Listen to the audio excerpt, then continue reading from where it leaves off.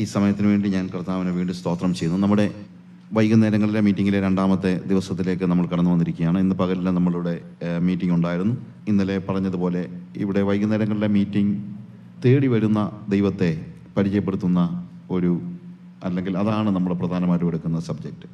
ഞാൻ ഡൽഹിയിൽ ഒരു മീറ്റിങ്ങിൽ പ്രസംഗിച്ച് കഴിഞ്ഞപ്പോഴത്തേക്ക് അവിടെ മീറ്റിംഗ് അറ്റൻഡ് ചെയ്തതായ ഒരു യുവാവ് അവൻ ചെയ്തത്, മീറ്റിംഗ് കഴിഞ്ഞിട്ട് നേരെ ഇറങ്ങിയിട്ട് കാറിൽ കിടന്ന ഒരു ബഞ്ച് സീഡികൾ എടുത്ത് വണ്ടിയുടെ വീലിൻ്റെ രണ്ടിൻ്റെയും കൂടെ മുമ്പിലോട്ട് വെച്ചിട്ട് വണ്ടി ഓടിച്ച് പൊട്ടിച്ച് കളഞ്ഞു. കാര്യം എന്ന് വെച്ച് കഴിഞ്ഞാൽ നമ്മുടെ ജീവിതം എപ്പോഴും വിശുദ്ധമായിരിക്കണം. നമ്മുടെ കാറിൽ അശുദ്ധമായ ഒരു കാര്യം ഉണ്ടാകാൻ പാടില്ല. നമ്മുടെ ലാപ്ടോപ്പിൽ അശുദ്ധമായ ഒരു കാര്യം ഉണ്ടാകാനായിട്ട് പാടില്ല. നമ്മുടെ മൊബൈൽ ഫോണിൽ അശുദ്ധമായ ഒരു കാര്യം ഉണ്ടാകാൻ പാടില്ല. ഞാൻ ആഫ്രിക്കയിൽ കഴിഞ്ഞ പ്രാവശ്യം ഉണ്ടായിരുന്നപ്പോൾ ഒരു ഐഫോൺ, ഞാൻ ഉപയോഗിക്കുന്ന ഐഫോൺ എടുത്ത് കാണിച്ചു പറഞ്ഞു. ഇറ്റ്സ് എ കോസ്റ്റ്ലി ഫോൺ, പക്ഷേ ഇതിനകത്ത് യു ജസ്റ്റ് ചെക്ക് ഇറ്റ്. ഇതിനകത്ത് അശുദ്ധമായ എന്തെങ്കിലും കാര്യങ്ങളുണ്ടെങ്കിൽ ഇറ്റ് ഈസ് യുവേഴ്സ്. ഇതിനകത്ത് അശുദ്ധമായ ഒരു കാര്യം നിങ്ങൾ കണ്ടുപിടിക്കുകയാണെങ്കിൽ, വൈറസ് കയറിയത് കാര്യമൊന്നുമല്ല ഞാൻ പറയുന്നത്, ഇതിനകത്ത് അശുദ്ധമായ ഒരു കാര്യം നിങ്ങൾ കണ്ടുപിടിക്കുകയാണെങ്കിൽ ഇത് നിങ്ങളുടെയാണ്, നിങ്ങളെടുത്തു എന്ന് പറയാനുള്ള തൻ്റെ ഇടം നമുക്കുണ്ടായിരിക്കണം. ദാനിയേൽ പറയുന്നൊരു കാര്യമുണ്ട്. എന്താണ്? രാജാവിൻ്റെ ഭോജനം കൊണ്ടും അവൻ്റെ വീഞ്ഞ് കൊണ്ടും ഞാൻ എന്നെ തന്നെ അശുദ്ധമാക്കിയില്ല എന്ന് ദാനിയേൽ റിസോൾവ്ഡ് എന്ന് എഴുതിയിരിക്കുന്നത്, ഇംഗ്ലീഷിൽ എഴുതിയിരിക്കുന്നത്. Daniel resolved that I will not defile myself with the food that is served in the table of the king. Resolve എന്ന് പറഞ്ഞു കഴിഞ്ഞാൽ നമ്മൾ പറയുമല്ലോ, പ്രമേയം പാസ്സാക്കുക എന്നൊക്കെ പറയുന്നതാണ്. ഒരു റെസൊല്യൂഷനാണ്. ഇറ്റ്സ് എ റെസൊല്യൂഷൻ എന്ന് വെച്ച് കഴിഞ്ഞാൽ അതിനി മാറ്റം ഇല്ല, അതിന് മാറ്റമില്ല. അതുപോലെ ഒരു റെസൊല്യൂഷൻ, അതുപോലെ ഒരു റിസോൾവിങ്, അതുപോലെ നമ്മൾ നമ്മുടെ ജീവിതത്തിൽ അങ്ങനെയുള്ള ഒരു പൂർണ്ണമായ ഒരു തീരുമാനം നമ്മുടെ ജീവിതം ഉണ്ടായിരിക്കണം. അപ്പോഴാണ് നമുക്ക് വിശുദ്ധമായിട്ട് ജീവിക്കാനായിട്ട് കഴിയുന്നത്. എന്തിനാ ഈ മെസ്സേജസ് എല്ലാം കേൾക്കുന്നത്? എന്തിനു വേണ്ടി? ഞാൻ ഇന്നലെ പറഞ്ഞൊരു വാചകം നിങ്ങൾ ഓർക്കുമല്ലോ, വിശുദ്ധിക്ക് വേണ്ടി അല്ലെങ്കിൽ നിങ്ങൾ അശുദ്ധിയെ വിട്ടുകളഞ്ഞത് എന്തിന്? വിശുദ്ധിക്ക് വേണ്ടി അല്ലെങ്കിൽ നിങ്ങൾ അശുദ്ധിയെ വിട്ടുകളഞ്ഞത് എന്തിന്? ഓക്കെ, ഞാൻ ഒരു ഇൻട്രൊഡക്ഷൻ എന്ന നിലയിൽ ഇത്രയും കാര്യങ്ങൾ പറഞ്ഞത് മറ്റൊന്നും കൊണ്ടല്ല. നമ്മുടെ ലൈഫ്, എനിക്ക് അത്രേ ആഗ്രഹമുള്ളൂ, വേറെ ഒന്നുമില്ല. നമ്മുടെ ലൈഫ്, ഈ മെസ്സേജസ് നിങ്ങളെ വിശുദ്ധിയിലേക്ക് നയിക്കുന്നില്ലെങ്കിൽ ഇത് വെറും പാഴ് കാര്യമാണ്.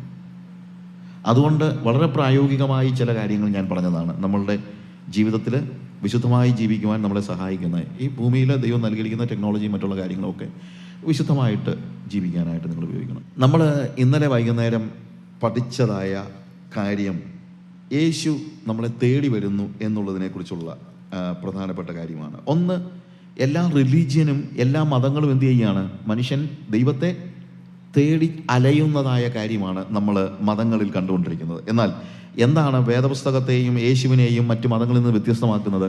ഇവിടെ നമ്മൾ ദൈവത്തെ തേടി അലയുന്ന ഒരു മനുഷ്യനെയല്ല കാണുന്നത്, മനുഷ്യനെ തേടി ഇങ്ങോട്ട് വരുന്നതായ ഒരു ദൈവത്തെ. അതാണ് നമ്മൾ ഇന്നലെ കണ്ടത്. എന്നാൽ മനുഷ്യനെ തേടി ഇങ്ങോട്ട് വരുന്ന ദൈവം എന്ന് പറയുമ്പോഴും മറ്റ് മതസങ്കല്പങ്ങളിൽ പലപ്പോഴും നമ്മൾ കാണുന്നുണ്ട്, ദൈവം വല്ലപ്പോഴും ഒക്കെ ഭൂമിയിലോട്ടൊക്കെ ഒന്ന് വരുന്നുണ്ട്. വരുന്നത് എന്തിനാന്ന് ചോദിച്ചു കഴിഞ്ഞാൽ ദുഷ്ടന്മാരായ ആളുകളെ നിഗ്രഹിക്കുവാനും ശിഷ്ടന്മാരായ ആളുകളെ സംരക്ഷിക്കുവാനുമായിട്ടാണ്.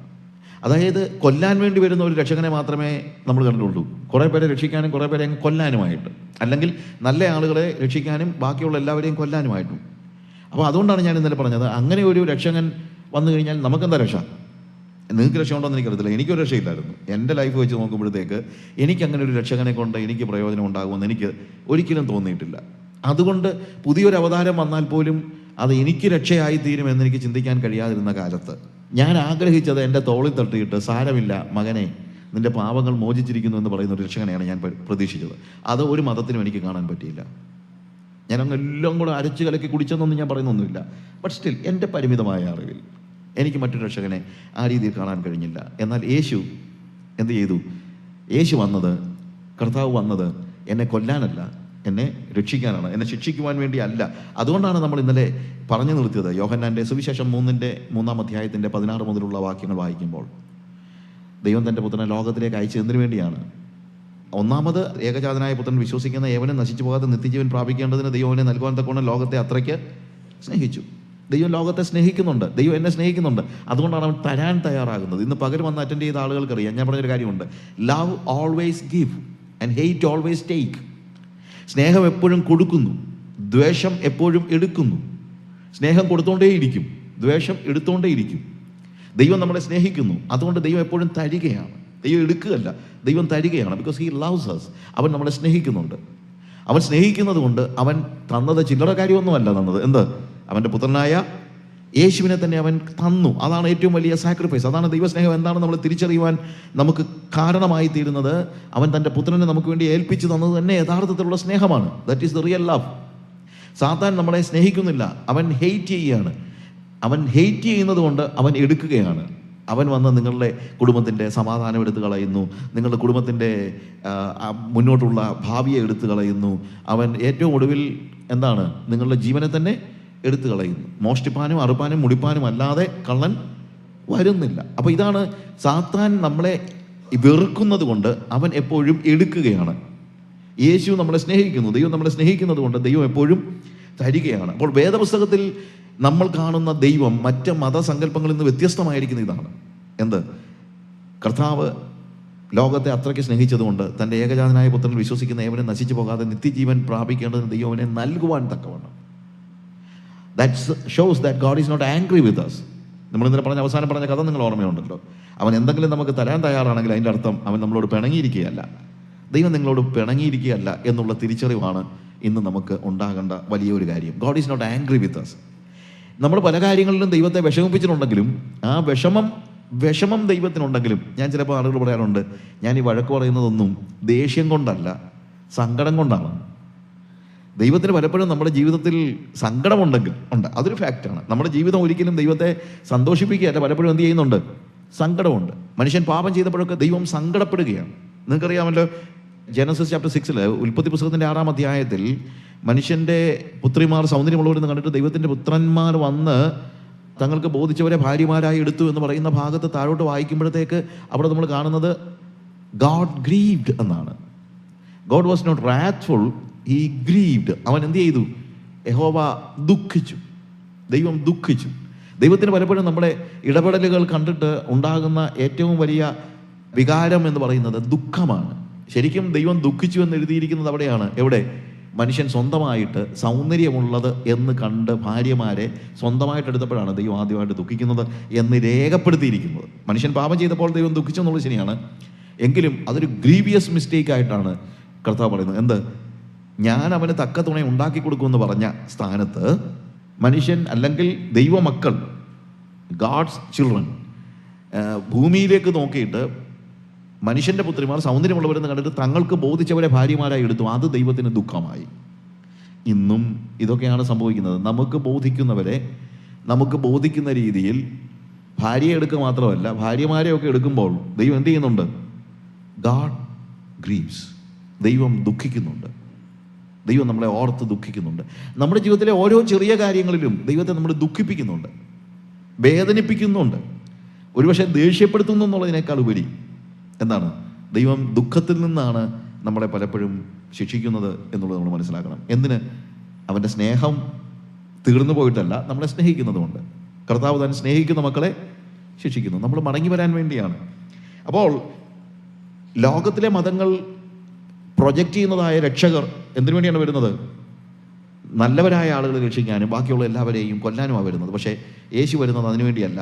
എന്നെ തേടി വരുന്നത് എന്നെ എൻ്റെ പാപങ്ങളിൽ നിന്ന് വിടുവിക്കുവാൻ വേണ്ടിയാണ്. അതുകൊണ്ടാണ് ഞാൻ ഇന്നലെ പറഞ്ഞത്, ഇനിയൊരു രാമൻ വന്നാലും രാവണനെ നിഗ്രഹിക്കുന്ന ഒരു രാമൻ വന്നു കഴിഞ്ഞിട്ട് എനിക്ക് പ്രയോജനമൊന്നുമില്ല. രാവണനെ അവൻ്റെ രാക്ഷസത്വത്തിൽ നിന്ന് വിടുതൽ കൊടുക്കുന്ന ഒരു രക്ഷകനെയാണ്, അങ്ങനെ ഒരു രക്ഷകനെ ഞാൻ പ്രതീക്ഷിച്ചത്. അങ്ങനെ ഒരു രക്ഷകനെ ആയിരുന്നു എനിക്ക് വേണ്ടത്. അതായത് രാവണൻ നിഗ്രഹിക്കുന്ന ഒരു രക്ഷകനെയല്ല. അവിടെ നിഗ്രഹം മാത്രമേ നടക്കുന്നുള്ളൂ, രക്ഷ നടക്കുന്നില്ലല്ലോ. രക്ഷ സജ്ജനങ്ങൾക്ക് മാത്രമാണ്, സുജനങ്ങൾക്ക് മാത്രമാണ് എന്ത് നടക്കുന്നത്? രക്ഷ നടക്കുന്നത്. ഇതങ്ങനെയല്ല.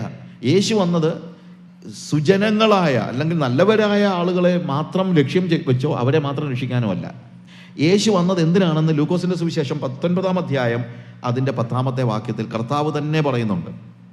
കാണാതെ പോയതിനെ തിരഞ്ഞു രക്ഷിപ്പാനല്ലോ മനുഷ്യപുത്രൻ വന്നത്. For the son of man came to seek and to save the lost. ഇന്നത്തെ നമ്മുടെ മെസ്സേജ് എന്ന് പറയുന്നത് അതാണ്. ഇന്നലെ നമ്മൾ പറഞ്ഞു തേടി വരുന്നവനായ ദൈവം. പക്ഷെ ഇന്ന് നമ്മൾ പഠിക്കുന്നത് ആ തേടി വരുന്ന ദൈവം ആരെയാണ് തേടി വരുന്നത് എന്നുള്ളതാണ്.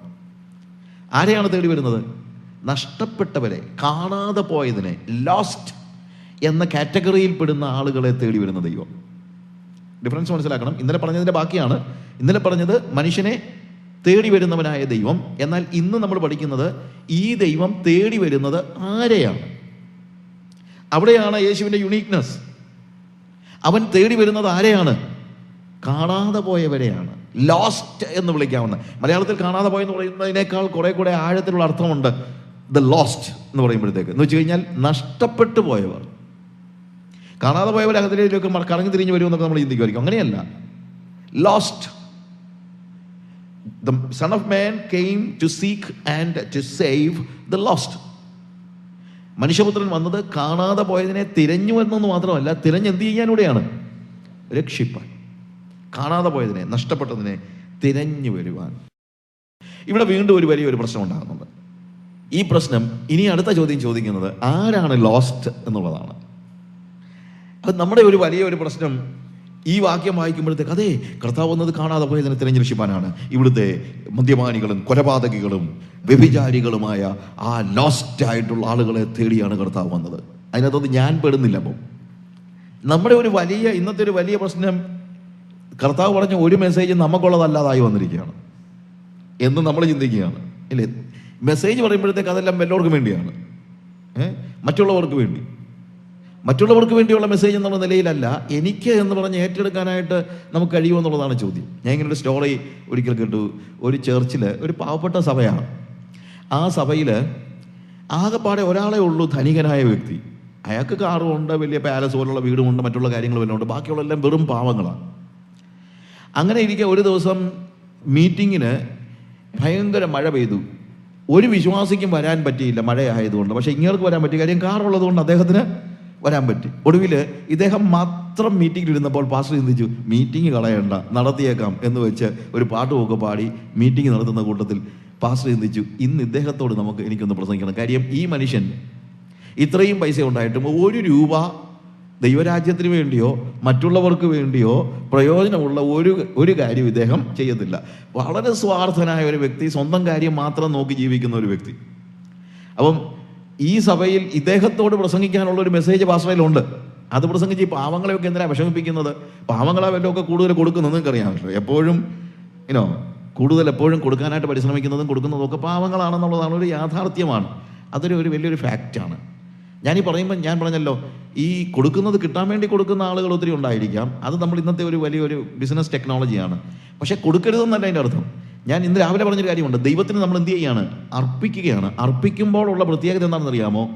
നമ്മൾ കൊടുക്കുമ്പോൾ നമുക്കുള്ളതിൽ നിന്ന് എന്തെങ്കിലും ഒന്ന് നമ്മൾ ചൂസ് ചെയ്ത് എടുത്തു കൊടുക്കുകയാണ്.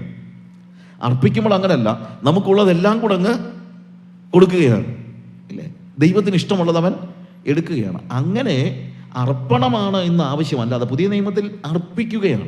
നമ്മൾ മൊത്തമായിട്ട് നമുക്ക് ഉള്ളത് എന്ന് പറയാൻ പോലും ഇല്ലാത്ത നിലയിൽ നമ്മൾ മൊത്തമായിട്ട് it all belongs to God. Everything belongs to God. നമ്മുടെ ചെലവിനൊക്കെ നമുക്ക് വല്ലപ്പോഴും എടുക്കാമെന്നുള്ളതേ ഉള്ളൂ. ചിലപ്പോൾ ആളുകൾ പറയാറുണ്ട്, നീ ദൈവരാജ്യത്തിന് വേണ്ടി എത്ര % കൊടുക്കുന്നുണ്ടെന്ന്. എത്ര % കൊടുക്കുന്നു എന്നുള്ളത് വലിയൊരു ഇഷ്യൂ അല്ല, എത്ര എടുക്കുന്നു എന്നുള്ളതാണ് വിഷയം. നിനക്ക് തിന്നാനും കളിക്കാനുമായിട്ടൊക്കെ എത്ര എടുക്കുന്നു എന്ന് ആലോചിച്ചു വേണം, വളരെ സൂക്ഷിച്ചു വേണം. നമുക്ക് വേണ്ടി പണം സ്പെൻഡ് ചെയ്യുന്നത് എപ്പോഴും എന്ത് ചെയ്യണം? വളരെ സൂക്ഷിച്ചു വേണം. കാര്യം നമ്മൾ ദൈവത്തിൻ്റെതിൽ നിന്ന് എടുക്കുകയാണെന്ന് ഓർത്തോണം. അല്ലാതെ നമ്മൾ എന്തെങ്കിലും കൊടുത്തേച്ച് ഞാൻ കർത്താവിന് കൊടുത്തു എന്നൊന്നും പറഞ്ഞ് വലിയ വർത്തമാനമൊന്നും പറയരുത്. കൊടുക്കാനൊന്നും നമ്മളൊന്നും ആരും അല്ല. അതൊക്കെ നമ്മുടെ ഒരു തെറ്റിദ്ധാരണയാണ്. നമ്മളങ്ങ് എടുക്കുകയാണ്. It all belongs to God. You know that. It all belongs to God and you are taking it what you need. നിങ്ങളുടെ ആവശ്യങ്ങൾ അതിനകത്ത് നിന്ന് എടുക്കുന്നുള്ളേ ഉള്ളൂ. It belongs to God. അപ്പോൾ ഈ മനുഷ്യനെ, ഞാൻ പറഞ്ഞത്, ഈ മനുഷ്യനെ സംബന്ധിച്ചിടത്തോളം ഇയാൾ 1 രൂപ ഒരു മനുഷ്യനും കൊടുക്കുന്നതുമല്ല, ആരുമായിട്ട് കരുണ കാണിക്കുന്നതല്ല, പള്ളിയിലും കൊടുക്കത്തില്ല, സഭയിലും കൊടുക്കത്തില്ല, ഒന്നും ചെയ്യാത്തൊരു മനുഷ്യൻ. എന്നാൽ ഇങ്ങേർക്ക് വേണ്ടി ഞങ്ങൾക്ക് പ്രസംഗിച്ചേക്കാമെന്ന് ചിന്തിച്ച് പാസ്റ്റർ വളരെ നല്ലൊരു മെസ്സേജ് കർത്താവിന് വേണ്ടി കൊടുക്കുന്ന കാര്യം, മറ്റുള്ളവരെ സഹായിക്കുന്ന കാര്യം, പാവങ്ങൾ, നമ്മുടെ അനാഥരെയും വിധവമാരെയും കർത്താവ് എത്ര നോക്കുന്നു, അതുപോലെ നമ്മൾ സമൂഹത്തിലെ അനാഥരും വിധവരുമായ ആളുകൾക്ക് വേണ്ടി നമ്മൾ എത്രമാത്രം കരുതലോടുകൂടെ പ്രവർത്തിക്കണം, ഈ വക വിഷയങ്ങളെല്ലാം അങ്ങ് പ്രസംഗിച്ചു. ഒറ്റയാളേ ഉള്ളൂ, പക്ഷേ പുള്ളി അങ്ങ് പ്രസംഗിച്ചു കഴിഞ്ഞപ്പോൾ ഈ പാസ്റ്ററുടെ അടുത്ത് ഈ വ്യക്തി വന്നിട്ട് പറഞ്ഞു, എൻ്റെ പാസ്റ്ററെ, എന്തോ നല്ലൊരു പ്രസംഗമായിരുന്നു, ഞാൻ ഇത്രയും കാലത്തിനിടയ്ക്ക് ഇത്രയും നല്ലൊരു പ്രസംഗം കേട്ടിട്ടില്ല പാസ്റ്ററെ. പക്ഷെ എന്താ കാര്യം? കേൾക്കേണ്ട ആരും ഇന്ന് വന്നില്ലല്ലോ. കേൾക്കേണ്ട ആരും ഇന്ന് വന്നില്ലല്ലോ. മനസ്സിലായല്ലോ? ഇദ്ദേഹം പറയുന്നത് ഇതൊന്നും ആർക്കു വേണ്ടിയുള്ളതല്ല, ഇങ്ങേർക്ക് വേണ്ടി മാത്രമാ പാസ്റ്റർ വാസ്തവത്തിൽ പ്രസംഗിച്ചത്. പക്ഷെ പുള്ളി പറയുന്നത് കേൾക്കേണ്ട ആരും വന്നില്ലല്ലോ. ഇതാ നമുക്ക് പലപ്പോഴും ഉണ്ടാകുന്ന പ്രശ്നം. മെസ്സേജസ് അല്ലെങ്കിൽ it is not just the message of people who preach, the message of the Bible. വേദപുസ്തകം നമ്മളെ പഠിപ്പിക്കുന്നതായ കാര്യങ്ങൾ അത് എനിക്ക് എന്ന് പറയാനായിട്ട് നമുക്ക് കഴിയാത്തിടത്തോളം കാലം അതൊരു അനുഗ്രഹമാകുന്നില്ല. ഇവിടുത്തെ ഒരു വലിയ പ്രോബ്ലം ഇതാണ്. ഇന്നിപ്പോൾ എന്ത് പ്രസംഗിച്ചു കഴിഞ്ഞാലും, ഞാൻ മാനസാന്തരത്തെക്കുറിച്ച് പ്രസംഗിച്ചു കഴിഞ്ഞാൽ നിങ്ങൾ ഉടനെ തന്നെ ചോദിക്കും, ഇതെന്തിനാ ഇയാൾ ഇവിടെ വന്ന് പ്രസംഗിക്കേണ്ട, വല്ല സ്ട്രീറ്റിലും പോയി പ്രസംഗിക്കേണ്ട കാര്യമെല്ലാം കൂടെ എന്തിനാണ് ഈ നല്ലവരായ ഞങ്ങളുടെ അടുത്ത് വന്ന് നീ മാനസാന്തരപ്പെട്ടില്ലെങ്കിൽ എന്നൊക്കെ പറയുന്നത്? ഇയാൾക്ക് എന്ത് ഇത് കവലെ പോയി പ്രസംഗിക്കേണ്ട പ്രസംഗം എന്തിനാണ് ഇയാൾ വന്ന് ഞങ്ങളുടെ സഭായോഗത്തിന് വന്ന് പ്രസംഗിക്കുന്നതെന്ന് നമ്മൾ ചോദിച്ചു പോകും. അതാണ് നമ്മുടെ പ്രശ്നം. കാര്യം മാനസാന്തര പ്രസംഗം ആർക്ക് വേണ്ടി? കവലയിലുള്ളവർക്ക് വേണ്ടി. ഒരു കാര്യം ഞാൻ പറയാം, മാനസാന്തരപ്പെടുവീൻ എന്നുള്ള വേദപുസ്തകത്തിൻ്റെ സന്ദേശം പ്രസംഗിക്കപ്പെടുന്നത് 90% കൂടുതൽ സഭകളിലാണ്. അത് നിങ്ങൾ മനസ്സിലാക്കണം. അല്ലാതെ അതൊന്നും പുറത്തൊന്നുമല്ല പ്രസംഗിക്കപ്പെട്ടത്, സഭകളിലാണ്. എന്ന് തന്നെയല്ല, യേശുവിൻ്റെ അവസാനത്തെ പ്രസംഗം ഏതാണെന്ന് നിങ്ങൾക്കറിയാമോ? നമുക്കറിയാവുന്ന അവസാനത്തെ പ്രസംഗം എന്നാന്ന് ചോദിച്ചു കഴിഞ്ഞാൽ, നിങ്ങൾ ഭൂമിയിലൊക്കെയും പോയി സകല സൃഷ്ടികളോടും സുവിശേഷം പ്രസംഗിപ്പിക്കും. അതാ ഞാൻ പറയാം, അല്ല. യേശുവിൻ്റെ അവസാനത്തെ പ്രസംഗം നമ്മൾ കാണുന്നത് വെളിപ്പാട് പുസ്തകത്തിലാണ്. 7 സഭകൾക്കുള്ള ദൂത്. അതാണ് യേശുവിൻ്റെ അവസാനത്തെ പ്രസംഗം വേദപുസ്തകത്തിൽ രേഖപ്പെടുത്തിയിരിക്കുന്നത്. അതിനകത്ത് 5 സഭകളോടും കർത്താവ് പറയുന്നത്, മാനസാന്തരപ്പെടുന്നില്ലെങ്കിൽ ഞാൻ നിന്നെ ആക്കിയിരിക്കുന്ന സ്ഥാനത്ത് നിന്ന് നീക്കിക്കളയുമെന്നാണ് പറയുന്നത്. ആ 7 സഭകളിൽ 5 സഭകളോടും കർത്താവ് പറയുന്നത് മാനസാന്തരപ്പെടുവിൻ എന്നാണ്. അതുകൊണ്ട് മാനസാന്തരത്തിൻ്റെ ദൂത് പുറത്തുള്ള കൊടും പാപികൾക്കാണെന്ന് പറഞ്ഞ് നമ്മൾ ഒരിക്കലും രക്ഷപ്പെടാനായിട്ട് നോക്കരുത്. It is for me and you. നമുക്ക് ഓരോരുത്തർക്കും വേണ്ടിയാണ് ദൈവം മാനസാന്തരത്തിൻ്റെ ദൂത് നൽകിയിരിക്കുന്നത്. അതുകൊണ്ട് ലോസ്റ്റ് എന്ന് വിളിക്കുമ്പോഴത്തേക്ക് we think that it is എന്താ, വലിയ കൊടും പാപികൾ, നമ്മുടെ ചുറ്റുമുള്ള കൊടും പാപികൾ എന്നുള്ള നിലയിലാണ്. അതുകൊണ്ട് അങ്ങനെ ഒരു പ്രസംഗം നമുക്ക് പെട്ടെന്ന് നമ്മുടെ മനസ്സിലേക്ക് കയറി വരുന്നില്ല. ഇനി വിശുദ്ധിയെക്കുറിച്ച് പ്രസംഗിച്ചാലോ? ഇന്നിപ്പോൾ കേൾക്കുന്നേ ഇല്ലല്ലോ നമ്മൾ വിശുദ്ധിയെക്കുറിച്ചുള്ള പ്രസംഗം. ഇയാളിപ്പോൾ ഏതാണ്ട് കൾട്ട് ഗ്രൂപ്പിലാണെന്നാണ് തോന്നുന്നത്. വിശുദ്ധി വിശുദ്ധി വിശുദ്ധി വിശുദ്ധി, വേറെ ഒന്നും പറയാനില്ല ഇങ്ങേർക്ക്. അതായത് ഇതൊന്നും സഭയ്ക്ക് വേണ്ട ദൂതാണെന്നുള്ളൊരു ചിന്ത നമുക്ക് ഉണ്ടാകുന്നില്ല. പ്രിയമുള്ളവരെ, നമുക്ക് നന്നാകാൻ വല്ല ആഗ്രഹമുണ്ടെങ്കിൽ ഈ പറയുന്ന മെസ്സേജസ് എനിക്ക് വേണ്ടിയാണെന്നുള്ളത് നിങ്ങൾ പറയണം. അതുകൊണ്ടാണ് ഞാൻ പറഞ്ഞത്, when we say the lost, കാണാതെ പോയതിനെ ആരാണ് കാണാതെ പോയത്? ഞാനല്ല കേട്ടോ എന്ന് പറയുന്നത് അങ്ങ് നിർത്തണം. ഞാൻ കാണാതെ പോയിട്ടുണ്ടോ എന്ന് നമ്മൾ ആലോചിച്ച് നോക്കണം. ഞങ്ങളല്ല എന്നൊക്കെ പറയുന്നതിന് മുമ്പ് നമ്മളൊന്ന് ആലോചിക്കണം, ആരാണ് ഈ കാണാതെ പോയ വ്യക്തി, അല്ലെങ്കിൽ ആരാണ് ലോസ്റ്റ് എന്ന് പറയുന്നത്? യെശയ്യാവിൻ്റെ പ്രവചനം 53-ാം അധ്യായം, യെശയ്യാവിൻ്റെ പ്രവചനം 53-ാം അധ്യായത്തിൽ യെശയ്യാവ് പറയുന്നതായ ഒരു വാക്ക്, അതിൻ്റെ 6-ാമത്തെ വാക്യം വായിക്കുമ്പോൾ അവിടെ എഴുതിയിരിക്കുകയാണ്, നാം എല്ലാവരും ആടുകളെ പോലെ തെറ്റിപ്പോയിരുന്നു, നാം ഓരോരുത്തരും താന്താൻ്റെ വഴിക്ക് തിരിഞ്ഞിരുന്നു. നാം എല്ലാവരും. പ്രവാചകൻ പറയാണ്, നിങ്ങളൊക്കെ എന്നല്ല പറയുന്നത്. എന്താ പറഞ്ഞിരിക്കുന്നത്? നാം എല്ലാവരും. നാം എല്ലാവരും തെറ്റിപ്പോയ ആടുകളെ പോലെ ആയിരുന്നു. All we like sheep gone astray. നാം എല്ലാവരും തെറ്റിപ്പോയ ആടുകളെ പോലെ ആയിരുന്നു.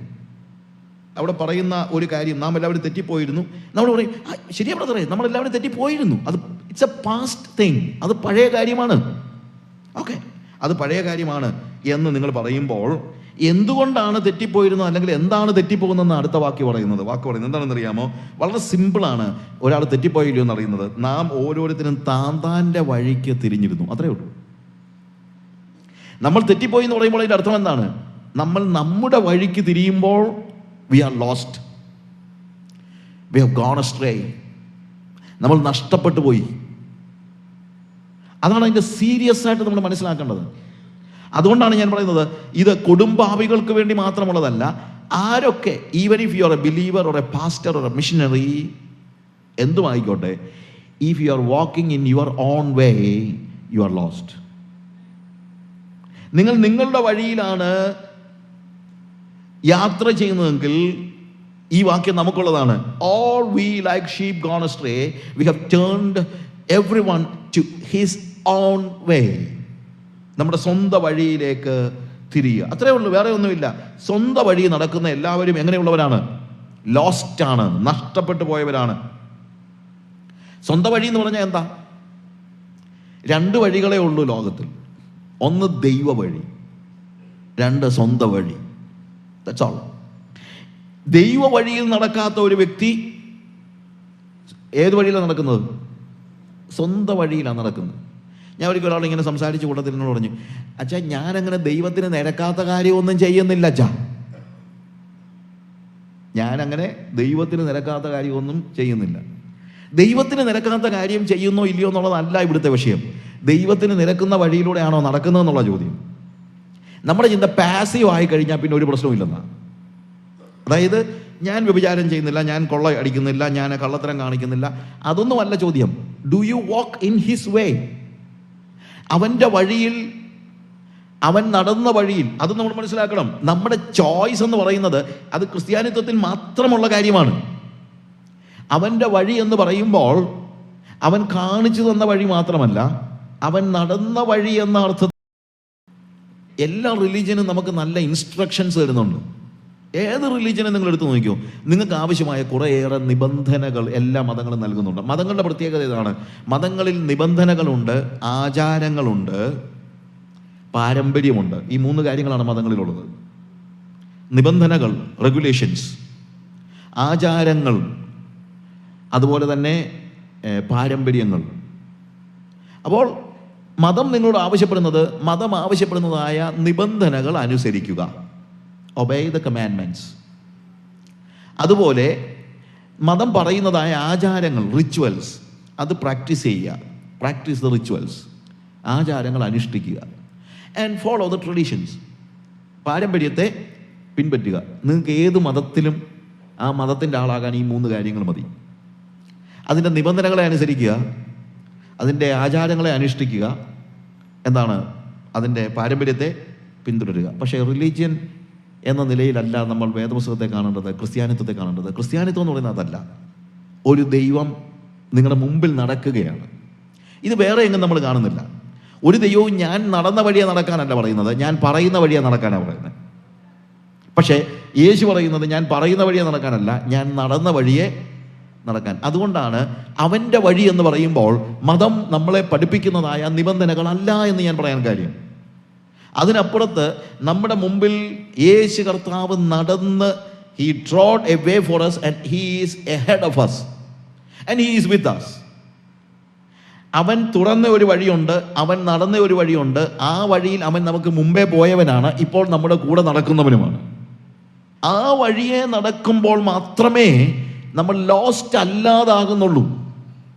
അവനോട് ചേർന്ന് അവൻ പോയ വഴിയിൽ അവൻ്റെ പിന്നാലെ അവൻ്റെ ചുവടുകളിൽ നടക്കാത്ത ഓരോ വ്യക്തിയും, even if he is a missionary, he is lost.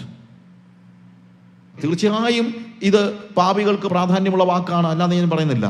പക്ഷെ ഇത് പാപികളെന്ന് നമ്മൾ മുദ്ര കുത്തിയിരിക്കുന്ന ആളുകൾക്ക് മാത്രമല്ല. ലോസ്റ്റ് എന്ന് പറയുമ്പോൾ നമ്മൾ മുദ്ര കുത്തിയവർ മാത്രമല്ല, മുദ്ര കുത്തുന്ന നമ്മളും ചിലപ്പോൾ അതിൻ്റെ ഭാഗമായി പോകും എന്നുള്ളത് നമ്മൾ അറിയണം.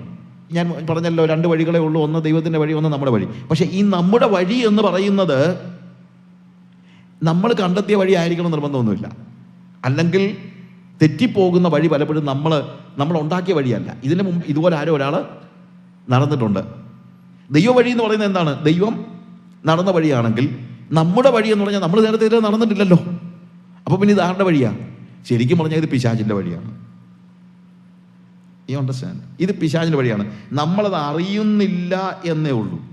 യേശുവിൻ്റെ വഴി വിട്ട് മറ്റൊരു വഴിയെ നടക്കാൻ നമ്മൾ പരിശ്രമിക്കുമ്പോൾ സ്വാഭാവികമായും നമ്മൾ പിശാചിൻ്റെ വഴിയെ നടക്കുകയാണ്. കാര്യം യേശുവിൻ്റെ വഴി വിടാൻ നമുക്ക് സജഷൻസ് തന്നത് ആര് തന്നെയാണ്? അത് പിശാചാണ്. അതുകൊണ്ട് നമ്മൾ പലപ്പോഴും അറിയുന്നില്ലെങ്കിലും നമ്മൾ നടക്കുന്ന ആരുടെ വഴിയാണ്? പിശാചിൻ്റെ വഴിയാണ്. നമ്മുടെ മുമ്പിൽ അവൻ നടക്കുന്നുണ്ട്. അവനാണ് ആദ്യം ഈ വഴിയെ നടന്നത്. അവൻ്റെ പ്രത്യേകത നമ്മളുമായിട്ട് ഒരു വ്യത്യാസമേ ഉള്ളൂ. യേശു നടക്കുന്ന വഴി നമ്മൾ തിരഞ്ഞെടുത്ത വഴിയോ നമ്മൾ വെട്ടിയ വഴിയോ അല്ല. ആര് വെട്ടിയ വഴിയാണ്? യേശു വെട്ടിയ വഴിയാണ്. അല്ലെങ്കിൽ യേശു നടന്ന വഴി അവൻ ഉണ്ടാക്കിയ വഴിയാണ്. അതിലെയാണ് നമ്മൾ നടക്കുന്നത്. തിരിച്ചു നമ്മൾ നടക്കുമ്പോൾ പിശാച് നേരത്തെ പോയ വഴിയെ കൂടെ നമ്മൾ നടക്കുന്നത്, അല്ലാതെ നമ്മൾ വഴി ഉണ്ടാക്കി പോകുമല്ലോ. അപ്പം നാച്ചുറലി ദൈവ വഴി, എൻ്റെ വഴി എന്ന് പറയുന്നതിന് ഒരു പര്യായപദമായി പറഞ്ഞാൽ 2 വഴികളുണ്ട്. ഒന്ന് ദൈവ വഴി, ഒന്ന് പിശാചിൻ്റെ വഴി. കാരണം ഇവൻ ഇതിലെ ആദ്യം നടന്നെന്ന് പറയുമ്പോൾ വഴി തെറ്റിപ്പോയതല്ല, അവൻ തെറ്റായ വഴി തിരഞ്ഞെടുത്തതാണ്. പിശാചിൻ്റെ പ്രത്യേകത അതാണ്. നമ്മളിന്നുള്ള വ്യത്യാസം അത്രേ ഉള്ളൂ. നമ്മളൊക്കെ ചിലപ്പോൾ തെറ്റിപ്പോയതായിരിക്കും, പക്ഷേ അവനങ്ങനല്ല. അവനൊരു വഴി ഉണ്ടാക്കുകയാണ്. റിബല്യൻ്റെ ആദ്യത്തെ റിബല്യൻ അവൻ്റെ വകയാണ്, പിശാചിൻ്റെ വകയാണ്. First rebellion. ദൈവ വഴി വിട്ടിട്ട് ഇതെനിക്ക് വേണ്ട എന്ന് പറഞ്ഞ് പോയത് ആരാണ്? പിശാചാണ്. ഞാൻ ദൈവത്തിൻ്റെ വഴിയിൽ നടക്കത്തില്ലെന്നും എൻ്റെ വഴിയെ പോകുമെന്നും തിരഞ്ഞെടുത്തത്. അവൻ തെറ്റിപ്പോയതല്ല, അവൻ തെറ്റായ വഴി തിരഞ്ഞെടുത്തതാണ്. റിബല്യനാണ്. ദൈവ വഴി വേണ്ട എന്ന് വെച്ച് പോയവനാണ്. ദൈവ വഴി വിടാനുള്ള ഏത് തീരുമാനവും നമുക്കുണ്ടാകുന്നത് പിശാചിൻ്റെ സജഷൻ സ്വീകരിക്കുമ്പോഴാണ്. അപ്പം നിങ്ങളൊരു പക്ഷേ പറഞ്ഞേക്കാം, ഞാനങ്ങനെ പിശാചിൻ്റെ സജഷൻ ഒന്നും സ്വീകരിച്ചൊന്നുമല്ല, ഇത് എനിക്ക് ഇങ്ങനെ പോകണമെന്ന് തോന്നി, അതുകൊണ്ട് ഞാൻ ഇങ്ങനെ പോയി എന്ന് നമ്മൾ പറഞ്ഞേക്കാം. അത് നമ്മൾ പിശാചിനെ കാണാത്തത് കൊണ്ട്, അറിയാത്തതുകൊണ്ടാണ്. നമ്മളാണ് നടക്കുന്നത് നമ്മൾ അറിയുന്നതെങ്കിലും അതിൻ്റെ പിന്നിൽ ശരിക്കും നടക്കുന്നത് അല്ലെങ്കിൽ നമ്മളെ നടത്തുന്നത് ആരാണ്? അങ്ങനെ പോയാൽ തെറ്റിപ്പോയവനെ നടത്തുന്നത് ആര് തന്നെയാണ്? പിശാചാണ്. അത് അവനാണ്. എനിക്കിഷ്ടമുള്ളത് ഞാൻ ചെയ്യുമെന്നൊക്കെ നമ്മൾ ചിലപ്പം പറയാറുണ്ട്. പക്ഷേ എനിക്കിഷ്ടമുള്ളതൊന്നും അല്ല ചെയ്യുന്നത്. ആർക്കിഷ്ടമുള്ളതാണ് ചെയ്യുന്നത്? പിശാചിന് ഇഷ്ടമുള്ള ചെയ്യുന്നത്. പണ്ട് ഈ ഫോർഡർ സ്കാമിൽ ലാലു പ്രസാദ് പെട്ടുപോയപ്പോഴത്തേക്ക് ബീഹാറിൻ്റെ മുഖ്യമന്ത്രി സ്ഥാനം രാജിവെക്കാനായിട്ട് ഗവർണർ ആവശ്യപ്പെട്ടു. മുഖ്യമന്ത്രി സ്ഥാനം രാജിവെച്ചു. ആരെ ഭരിക്കാൻ ഏൽപ്പിച്ചെന്നറിയാമോ? റാബ്രി ദേവിയെ ഭരിക്കാൻ ഏൽപ്പിച്ചപ്പോൾ നമ്മൾ നോക്കുമ്പോൾ കസേരയിലിരിക്കുന്ന ആരാണ്? റാബ്രി ദേവിയാണ്. പക്ഷെ ഭരിക്കുന്നത് ആര് തന്നെയാണ്? ലാലു തന്നെയാണ് ഭരിക്കുന്നത്. ഇതുപോലെയാണ് നമ്മൾ നോക്കുമ്പോൾ നമ്മൾ ആണ് മുന്നേ നടക്കുന്നതെങ്കിലും നമ്മളെ നടത്തുന്നത് ആര് തന്നെയാണ്? പിശാചിൻ്റെ വഴിയാണ് നമ്മൾ തിരഞ്ഞെടുത്തതെങ്കിൽ, നമ്മൾ അറിയാതെയാണെങ്കിലും നമ്മൾ വഴി തെറ്റിപ്പോകുമ്പോൾ, ദൈവ വഴി വിട്ടുപോകുമ്പോൾ എവിടേക്ക് തന്നെ നമ്മൾ ചെന്ന് വീഴുന്നു? പിശാചിൻ്റെ വഴിയിലാണ് നമ്മൾ ചെന്ന് വീഴുന്നത്. അപ്പം ഒരാൾ പറഞ്ഞേക്കാം, നോ, ഞാൻ പിശാചിൻ്റെ വഴിയിലൊന്നുമല്ല നടക്കുന്നത്. അതിനും പിശാചിൻ്റെ വഴിയെ നടക്കാൻ എനിക്ക് പിശാച് ഉണ്ടെന്ന് പോലും വിശ്വാസമില്ലല്ലോ. പിശാച് ഉണ്ടെന്ന് പോലും വിശ്വാസമില്ലാത്ത ഞാൻ എങ്ങനെ പിശാചിൻ്റെ വഴിയെ നടക്കുന്നതെന്ന് ആൾക്കാർ ചോദിച്ചേക്കാം. അങ്ങനെ ചോദിക്കുമല്ലോ. ഞാൻ പിശാച് ഉണ്ടെന്ന് വിശ്വസിക്കുന്നില്ല എന്നൊരാൾ പറയുന്നു. പിശാച് ഉണ്ടെന്ന് വിശ്വസിക്കണമെന്ന് പിശാചിന് യാതൊരു നിർബന്ധവുമില്ല. അതാണ് പിശാചിൻ്റെ ഏറ്റവും വലിയ പ്രത്യേകത. യാക്കോബ് ലേഖനത്തിൽ പറയുന്നത്, ദൈവത്തിൻ്റെ അടുക്കൽ വരുന്നവൻ ദൈവം ഉണ്ട് എന്നും ദൈവം അവന് പ്രതിഫലം കൊടുക്കുന്നെന്നും വിശ്വസിക്കേണ്ടതാകുന്നു. ദൈവത്തിൻ്റെ അടുത്ത് ഒരുത്തൻ ചെന്നാൽ ദൈവം ഉണ്ടെന്ന് വിശ്വസിച്ചാലേ പറ്റുള്ളൂ. ദൈവത്തിൻ്റെ എക്സിസ്റ്റൻസിൽ വിശ്വാസമില്ലാത്ത ഒരാൾക്ക് ദൈവത്തിൻ്റെ അടുത്ത് ചെല്ലാൻ പറ്റത്തില്ല. പക്ഷേ പിശാചിൻ്റെ പ്രത്യേകത, പിശാചിൻ്റെ എക്സിസ്റ്റൻസ് ഇല്ലെന്ന് വിശ്വസിക്കുന്നവർക്കും പിശാചിൻ്റെ അനുയായിയാകാൻ പറ്റും. എന്ന് തന്നെയല്ല, അതാ പിശാചിന് കുറച്ചും കൂടെ ഇഷ്ടമെന്നല്ല ചിന്ത. പിശാച് അതുകൊണ്ട് ഒരു കാരണവശാലും അവൻ്റെ അസ്തിത്വം തെളിയിക്കാനൊന്നും പരിശ്രമിക്കത്തില്ല. ഇല്ലെന്ന് വിശ്വസിച്ചാൽ വളരെ സന്തോഷം. ഞാൻ ചോദിക്കുന്നത്, നമ്മുടെ വീട്ടിലൊരു കള്ളൻ കയറി കഴിഞ്ഞാൽ കള്ളന് വല്ല നിർബന്ധമുണ്ടോ കള്ളൻ്റെ അസ്തിത്വം തെളിയിക്കണമെന്ന്? ഉണ്ടോ? ഇല്ല. കള്ളൻ അവിടെ ഇല്ലെന്നറിയുന്നതാണ്. അങ്ങനെ കള്ളൻ എന്ന് പറയുന്ന ഒരു സാധനമേ ഇല്ലെന്ന് നമ്മൾ ചിന്തിക്കുന്നതാണ് അവന് കൂടുതൽ സന്തോഷം. അപ്പം അതുകൊണ്ട് നമ്മൾ ഏതെങ്കിലും കാരണവശാൽ കള്ളന്മാർ ഈ കാലയളവിൽ ഇറങ്ങിയിരിക്കുന്നു, കള്ളന്മാർ, അവനെല്ലാം വഞ്ചകര്, അവനൊക്കെ മോശപ്പെട്ടെന്ന് പറഞ്ഞുകൊണ്ട് നമ്മൾ 10 ചീത്ത വിളിച്ചാൽ ഉടനെ കള്ളൻ, ഉള്ള കാര്യം ഞാൻ പറഞ്ഞേക്കാം, കള്ളനെ കുറിച്ച് ഒരു അക്ഷരം മിണ്ടി പോയേക്കരുത് എന്ന് പറഞ്ഞ് ഏതെങ്കിലും കള്ളൻ പുറത്തോട്ട് വരുമോ? ഇല്ല. നമ്മൾ എത്ര ചീത്ത വിളിച്ചാലും, കള്ളൻ എന്ന് പറഞ്ഞൊരു സാധനം ഇല്ലെന്ന് പറഞ്ഞാലും അവന് സന്തോഷമേ ഉള്ളൂ. നമ്മൾ കള്ളനെതിരെ മുദ്രാവാക്യം വിളിച്ചുകൊണ്ടിരിക്കുമ്പോൾ അവൻ നമ്മുടെ വീട് തുറന്ന് സാധനം എടുത്തുകൊണ്ട് അവൻ പൊക്കോളൂ. ഇതേപോലെയാണ് പിശാചിൻ്റെ കാര്യം. നിങ്ങൾ പിശാചിൻ്റെ അസ്തിത്വത്തെ ചോദ്യം ചെയ്തും യുക്തിവാദ പ്രകടനങ്ങൾ നടത്തിയും പിശാചുമില്ല ദൈവവും ഇല്ല എന്നൊക്കെ പറഞ്ഞുകൊണ്ടൊക്കെ നടക്കുന്ന സമയത്ത് അവൻ നമ്മളെ കവർച്ച ചെയ്യുകയാണ്. നമ്മുടെ ജീവിതത്തിൻ്റെ എല്ലാ സാഹചര്യങ്ങളെയും അവൻ കവർച്ച ചെയ്തുകൊണ്ട് പോകുന്നതാണ്. നമ്മുടെ വീട്ടിൽ തുറന്നു കയറി നമ്മുടെ മനോഹര വസ്തുക്കളെ മോഷ്ടിച്ചു കൊണ്ടുപോകുന്ന ഒരു കള്ളനെ പോലെ നമ്മുടെ ജീവിതത്തെ നശിപ്പിക്കുകയാണ് ചെയ്യുന്നത്. അപ്പം അതുകൊണ്ട് ഞാൻ പിശാചിൻ്റെ അസ്തിത്വം വിശ്വസിക്കുന്നേ ഇല്ല എന്നൊക്കെ പറയുന്നതിനകത്ത് വലിയ അർത്ഥമൊന്നുമില്ല. വിശ്വസിക്കണമെന്ന് അവന് യാതൊരു നിർബന്ധവുമില്ല. നമ്മുടെ യുക്തിവാദികൾ ചിലപ്പോൾ ഞാനൊരു യുക്തിവാദിയാണ്, എനിക്ക് യുക്തിക്ക് നിരക്കാത്തതൊന്നും എനിക്ക് അക്സെപ്റ്റ് ചെയ്യാനായിട്ട് പറ്റത്തില്ല എന്നൊക്കെ നമ്മൾ പറയുമായിരിക്കും. യുക്തിക്ക് നിരക്കാത്തത് നിങ്ങൾ വിശ്വസിക്കേണ്ട. ഇപ്പം നമ്മൾ പറയുമല്ലോ, ഐ ഡു നോട്ട് ബിലീവ്. ചില പറയുന്നത് അങ്ങനെയാണ്, യുക്തിക്ക് നിരക്കാത്തതൊന്നും ഞാൻ എന്ത് ചെയ്യുന്നില്ല, വിശ്വസിക്കുന്നില്ല. യുക്തി ഉള്ളത് മാത്രമേ ഞാൻ വിശ്വസിക്കുന്നുള്ളൂ. പ്രിയമുള്ളവരെ, ഞാനൊരു കാര്യം പറയാം. യുക്തിപരമായ ഒരു കാര്യം വിശ്വസിക്കേണ്ട കാര്യമൊന്നുമില്ല. യുക്തിപരമായ കാര്യം നിങ്ങളങ്ങ് അക്സെപ്റ്റ് ചെയ്താൽ മതി. അത് വിശ്വസിക്കേണ്ട കാര്യമുണ്ടോ? ഉണ്ടോ? ഭൂമി സൂര്യന് ചുറ്റും വലം വെക്കുകയാണെന്നുള്ളത് ഒരു സയൻറ്റിഫിക് ട്രൂത്താണ്. അതിപ്പം ഞാൻ വിശ്വസിക്കുന്നു ഭൂമി സൂര്യന് ചുറ്റും വലം വെക്കുകയാണ് എന്ന് നിങ്ങളങ്ങനെ വിശ്വസിക്കേണ്ട കാര്യം വല്ലതും ഉണ്ടോ? ഇല്ലല്ലോ. അത് പ്രൂവ് ചെയ്ത കാര്യമല്ല. അതങ്ങ് അക്സെപ്റ്റ് ചെയ്താൽ മതി, അതങ്ങ് നിങ്ങൾ സ്വീകരിച്ചാൽ മതി. ഞാൻ വിശ്വാസം എന്ന് പറഞ്ഞ് ഒരു മെസ്സേജ് നിങ്ങൾക്ക് അവൈലബിൾ ആണ്. അതിനകത്ത് ഞാൻ ഈ കാര്യത്തെക്കുറിച്ച് കുറേ കൂടെ ഡീറ്റെയിൽഡായിട്ട് ഡിസ്ക്രൈബ് ചെയ്തിട്ടുണ്ട്. അപ്പോൾ ഈ യുക്തിപരം എന്നൊക്കെ പറയുന്നതിനകത്ത് വലിയ അർത്ഥമൊന്നും ഉണ്ടാകുന്നില്ല. കാര്യം നമ്മുടെ ചിന്ത യുക്തിയാണ് ഏറ്റവും ആത്യന്തികമായിട്ടെന്നുള്ളതാണ്. പക്ഷെ അങ്ങനെ യുക്തിയാണ് ഏറ്റവും ആത്യന്തികം എന്നുള്ളത്, ഞാൻ ഒരിക്കൽ ട്രെയിനിൽ ട്രാവൽ ചെയ്യുമ്പോഴത്തേക്ക് യാത്ര ചെയ്യുമ്പോൾ ഇന്ത്യൻ എക്കണോമിക് സർവീസിൽ വർക്ക് ചെയ്യുന്ന ഒരു ആളെ പരിചയപ്പെട്ടു. എൻ്റെ സെക്കൻഡ് കസിൻ IAS ഉണ്ടായിരുന്നതാണ്, ഇന്ത്യൻ എക്കണോമിക് സർവീസിലുണ്ടായിരുന്ന. അപ്പം ഞങ്ങളുടെ വീട് പറഞ്ഞപ്പോഴത്തേക്ക് അദ്ദേഹം പറഞ്ഞു, I know somebody from your family. അപ്പം അതുകൊണ്ട് അവർ തമ്മിലുള്ള റിലേഷനും എല്ലാം പറഞ്ഞു കഴിഞ്ഞപ്പോഴത്തേക്ക് ഞാൻ എൻ്റെ ഒരു ബുക്ക്, ഒരു ഇംഗ്ലീഷിലൊരു ബുക്കുണ്ട്, the shadow of the valley of death and the shadow of the almighty എന്ന് പറഞ്ഞൊരു പുസ്തകമുണ്ട്. ആ പുസ്തകം ഞാൻ ഇദ്ദേഹത്തിന് വായിക്കാനായിട്ട് കൊടുത്തപ്പോഴത്തേക്ക് അദ്ദേഹം ഇങ്ങനെ തിരിച്ചു മറിച്ചൊക്കെ നോക്കിയിട്ട് അദ്ദേഹം പറഞ്ഞു, ഐ എം സോറി, ഞാൻ ഇങ്ങനെയുള്ള പുസ്തകമൊന്നും വായിക്കാറില്ല, ഞാൻ ഇങ്ങനത്തെ റിലീജിയസ് സ്റ്റഫൊന്നും വായിക്കത്തില്ല. ഉടനെ ഞാൻ ചോദിച്ചു, ഞാനൊരു യുക്തിവാദിയാണ്. അപ്പം ഞാൻ ചോദിച്ചു, യുക്തിവാദിയാണെങ്കിലും വായിക്കുന്നതിന് പ്രശ്നമൊന്നുമില്ല സാറേ. അല്ലല്ല, ഞാൻ യുക്തിപരമല്ലാത്ത ഒരു കാര്യത്തിലേക്കും പോകാനായിട്ട് എനിക്ക് ആഗ്രഹമില്ല. I am sorry to say it, but എൻ്റെ സ്റ്റാൻഡ് അതാണ്. ഞാൻ യുക്തിപരമായ കാര്യങ്ങൾ മാത്രമേ അക്സെപ്റ്റ് ചെയ്തുള്ളൂ. IAS ആളാണ്. അപ്പം ഞാൻ ചോദിച്ചു, എന്തുകൊണ്ടാണ് യുക്തിപരമായ കാര്യം മാത്രമേ അക്സെപ്റ്റ് ചെയ്തുള്ളൂ എന്നുള്ള കാര്യം? Because that is the ultimate thing. അതാണ് ഏറ്റവും ആത്യന്തികമായ, എൻ്റെ യുക്തിയാണ് ഏറ്റവും ആത്യന്തികമായ കാര്യം. അപ്പം ഞാൻ പറഞ്ഞു, സാറേ, യുക്തിയാണ് ആത്യന്തികമായ കാര്യം എന്ന് പറയുന്നതിനകത്ത് എനിക്കൊരു ചെറിയൊരു ബുദ്ധിമുട്ടുണ്ട്. എന്ന് ചോദിച്ചാൽ എന്താ അതിനകത്ത് ബുദ്ധിമുട്ട്? കാര്യം ആബ്സല്യൂട്ട്സിന് മാറ്റം ഉണ്ടാകാനായിട്ട് പാടില്ല. ആബ്സല്യൂട്ട്സ് എപ്പോഴും എന്തായിരിക്കണം? അൺചേഞ്ചിങ് ആയിരിക്കണം. അല്ലെങ്കിൽ നമുക്ക് ഒരിക്കലും അതിനെ ആബ്സല്യൂട്ട് എന്ന് വിളിക്കാൻ പറ്റത്തില്ല. അപ്പോൾ യുക്തിയാണ് ആബ്സല്യൂട്ട് എങ്കിൽ വളരെ സിമ്പിളായിട്ട് ഞാനൊരു ചോദ്യം ചോദിക്കുക, എന്തുകൊണ്ടാണ് സാറിൻ്റെ യുക്തിയും എൻ്റെ യുക്തിയും വ്യത്യസ്തമായിരിക്കുന്നത്? യുക്തിയാണ് ആബ്സല്യൂട്ട് എങ്കിൽ എൻ്റെ യുക്തിയും സാറിൻ്റെ യുക്തിയും ഒന്ന് തന്നെ ആയിരിക്കണമല്ലോ. പക്ഷെ അങ്ങനല്ലല്ലോ. ലോകത്തിൽ രണ്ടുപേരുടെ യുക്തി ഒരിക്കലും ഒരുപോലെ ആകുന്നില്ല. അപ്പം പിന്നെ യുക്തിപരം, ഇത് യുക്തിപരം എന്ന് പറയുമ്പോൾ അത് വ്യക്തിപരമല്ലേ? എൻ്റെ ചോദ്യം അതാണ്. ഇത് യുക്തിപരം എന്ന് പറയുമ്പോൾ തന്നെ അത് എന്താണ്? വ്യക്തിപരമാണ്. കാര്യം അത് ആ വ്യക്തിക്കാണ് യുക്തിപരമായി തോന്നുന്നത്, എനിക്ക് തോന്നുന്നില്ലെങ്കിലോ. അപ്പം അതുകൊണ്ട് യുക്തിവാദികൾ എന്നൊക്കെ പറയുമ്പോൾ ആരുടെ യുക്തി എന്നൂടെ ചോദിക്കണം. നിങ്ങളുടെ യുക്തിക്കാണ് അത് ഇത് യുക്തിപരം എന്ന് പറയുന്നത്, അല്ലാതെ എല്ലാവരുടെയും യുക്തിക്കല്ല. അതുകൊണ്ട് തന്നെ യുക്തി നമുക്ക് ഒരിക്കലും ആബ്സല്യൂട്ടായിട്ട് നമുക്ക് എടുക്കാനായിട്ട് പറ്റത്തില്ല. അപ്പോൾ അദ്ദേഹം വിദ്യാഭ്യാസമുള്ള ആളും അല്പം വിനയമുള്ള, വിദ്യാഭ്യാസമുള്ളവർക്ക് വിനയം കാണുമല്ലോ, വിനയമുള്ള ആളും ആയതുകൊണ്ട് പറഞ്ഞു, ദാറ്റ്സ് റൈറ്റ്. ഞാൻ പറഞ്ഞു, സാറേ, രണ്ടാമതൊരു കാര്യം കൊണ്ട് പറയാം. ഈ യുക്തി എന്ന് പറയുന്നത് ഓരോ കാലഘട്ടത്തിലും മാറിക്കൊണ്ടിരിക്കുക. കാര്യം എൻ്റെ ഇന്നലത്തെ യുക്തി അല്ലല്ലോ ഇന്നത്തെ യുക്തി. എനിക്ക് 20 വയസ്സുണ്ടായിരുന്നപ്പോൾ എനിക്ക് യുക്തിപരമായി തോന്നിയ പല കാര്യങ്ങളും ഇപ്പോൾ എനിക്ക് യുക്തിപരമായിട്ട് തോന്നുന്നില്ല. അതുകൊണ്ട് രണ്ടു പേരുടെ യുക്തി തമ്മിൽ വ്യത്യസ്തത ഉണ്ടെന്ന് പറയുന്നതിനേക്കാൾ അർത്ഥപൂർണ്ണമാണ് എൻ്റെ തന്നെ ഇന്നലത്തെ യുക്തി അല്ല എൻ്റെ ഇന്നത്തെ യുക്തി. അങ്ങനെ എൻ്റെ ഇന്നലത്തെ യുക്തിയും ഇന്നത്തെ യുക്തിയും വ്യത്യസ്തമാണെങ്കിൽ പിന്നെ എങ്ങനെയാണ് യുക്തി ആബ്സല്യൂട്ട് ആകുന്നത്? അപ്പോൾ അദ്ദേഹം പറഞ്ഞു, യു ആർ റൈറ്റ്. ഞാൻ പറഞ്ഞു, ഇനി ഒരു കാര്യം കൂടെ ഞാൻ പറയാം സാറേ, ഈ യുക്തി എന്നൊക്കെ പറയുന്ന കാര്യം തല എന്നൊരു ഭിത്തി ഇടിച്ചാൽ പോകാനുള്ളതേ ഉള്ളൂ. നമ്മൾ ഈ വലിയ യുക്തി എന്നൊക്കെ പറയുന്നത് തല എന്ന് ഭിത്തിക്കൊന്ന് ഇടിച്ചാൽ തീർന്നു പോകാനുള്ളതേ ഉള്ളൂ. അതുകൊണ്ട് യുക്തിപരം എന്നൊക്കെ പറഞ്ഞ് വലിയ ബഹളം ഉണ്ടാക്കുന്നതിന് മുമ്പ് ആർക്ക് യുക്തിപരം എന്നുള്ളതും കൂടെ ഒന്ന് ആലോചിക്കുന്നതുകൊള്ളാണ്.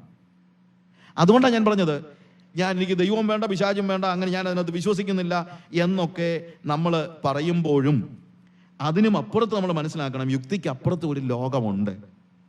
ആ യുക്തിക്ക് അപ്പുറത്തുള്ള ലോകത്തെക്കുറിച്ച് ഇന്ന് കോമൺ സെൻസ് ഉള്ള ആളുകളൊക്കെ ഇതിനപ്പുറത്തും കാര്യങ്ങളുണ്ട് എന്ന് പറഞ്ഞു കഴിഞ്ഞാൽ അക്സെപ്റ്റ് ചെയ്യാനായിട്ട് തയ്യാറാണ്.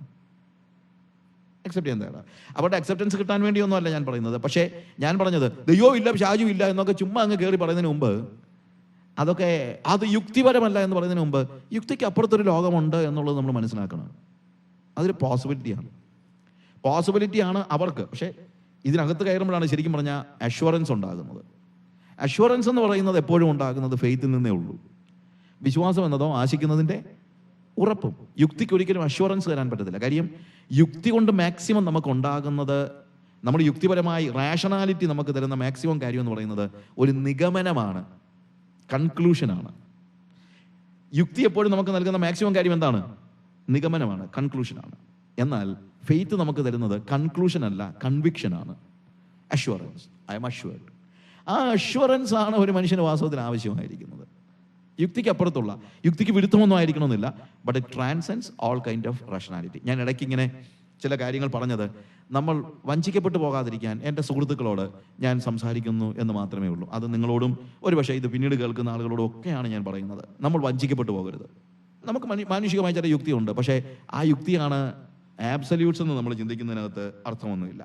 ഇവിടെ യു ആർ ലോസ്റ്റ് എന്ന് നമ്മൾ പറയുമ്പോൾ നമ്മൾ പറഞ്ഞല്ലോ, നമ്മുടെ സ്വന്തം വഴി തിരഞ്ഞെടുക്കുന്ന ആളുകൾ, ആ സ്വന്തം വഴി തിരഞ്ഞെടുക്കുന്നത് പിശാചിൻ്റെ വഴിയാണ് എന്നുള്ളതാണ് യാഥാർത്ഥ്യം.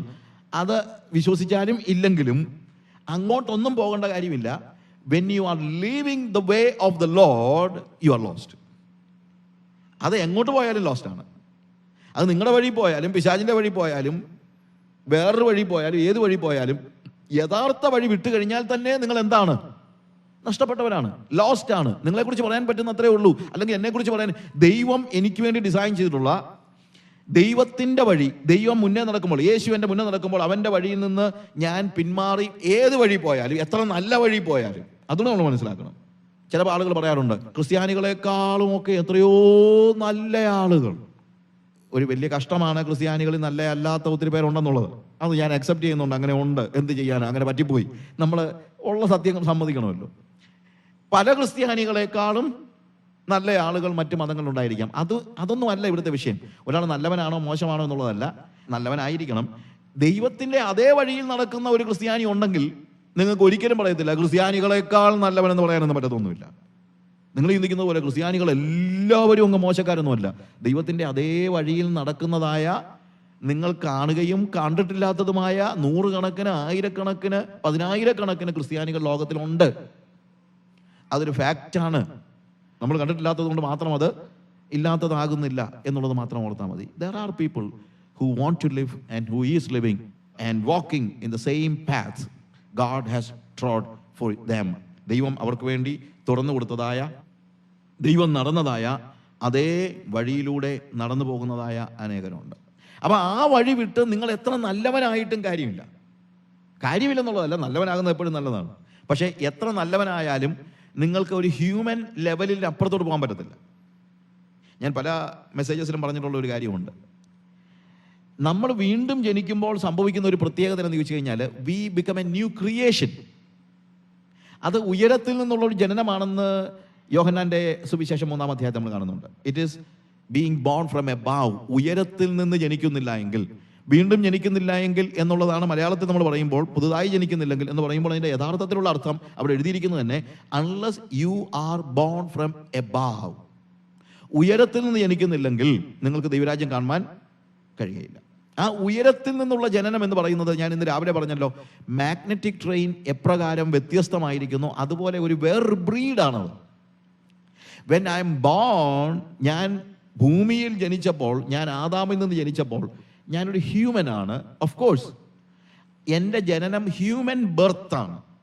എന്നാൽ when I M born again, എൻ്റെ ബോഡിക്ക്, ശരീരത്തിന് വ്യത്യാസമൊന്നും ഉണ്ടാകുന്നില്ല. ഞാൻ വീണ്ടും ജനിച്ചതിൻ്റെ പിറ്റേ ദിവസം എനിക്ക് 10 കിലോ കൂടുകയോ കളർ മാറുകയോ ഒന്നും ചെയ്തിട്ടൊന്നുമില്ല. പക്ഷേ എൻ്റെ ഈ ശരീരത്തിൽ ഇപ്പോൾ വ്യാപരിക്കുന്നതായ ജീവൻ ഹ്യൂമൻ അല്ല, ഡിവൈനാണ്. കാര്യം അത് ഉയരത്തിൽ നിന്ന് ജനിച്ചാണ്. അങ്ങനെയാണ് ഞാൻ, അതുകൊണ്ടാണ് ഞാൻ പറഞ്ഞത് അത് ബ്രീഡ് മാറുകയാണെന്ന് പറഞ്ഞത്. ആ ബ്രീഡ് മാറുമ്പോൾ ഉണ്ടാകുന്ന പ്രത്യേകത എന്നറിയാമോ? എൻ്റെ സ്വാഭാവിക ജനനം കൊണ്ട്, ആദാമിൻ്റെ സന്തതിയായി എൻ്റെ അമ്മയുടെ ഉദരത്തിൽ നിന്ന് ജനിച്ച എൻ്റെ ജീവൻ കൊണ്ട് എനിക്ക് ജീവിക്കാവുന്ന മാക്സിമം ആദാമിൻ്റെ അത്രയൊക്കെയാണ്. കാര്യം നമ്മുടെ അപ്പൻ്റെ അത്രയല്ല നമുക്ക്, അല്ലെങ്കിൽ അതല്ലേ നമ്മൾക്ക് കിട്ടിയിരിക്കുന്ന ശക്തി എന്ന് പറയുന്നത്. അതുകൊണ്ട് ഏറ്റവും നല്ല സ്വാഭാവിക ജീവിതവും, you can live so good and finally you can become the best human.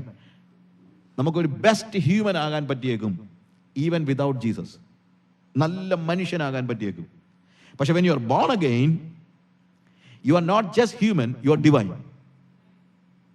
അപ്പോൾ എന്ത് സംഭവിക്കുന്നതെന്നറിയാമോ? ആ ജനനം ആത്മാവിനാലുള്ള ജനനമായതുകൊണ്ട് നിങ്ങൾക്ക് യേശുവിനെ പോലെ ജീവിക്കാൻ പറ്റും. കാരണം യേശുവും ജനിച്ചത് എങ്ങനെയാണ്? ആത്മാവിൽ.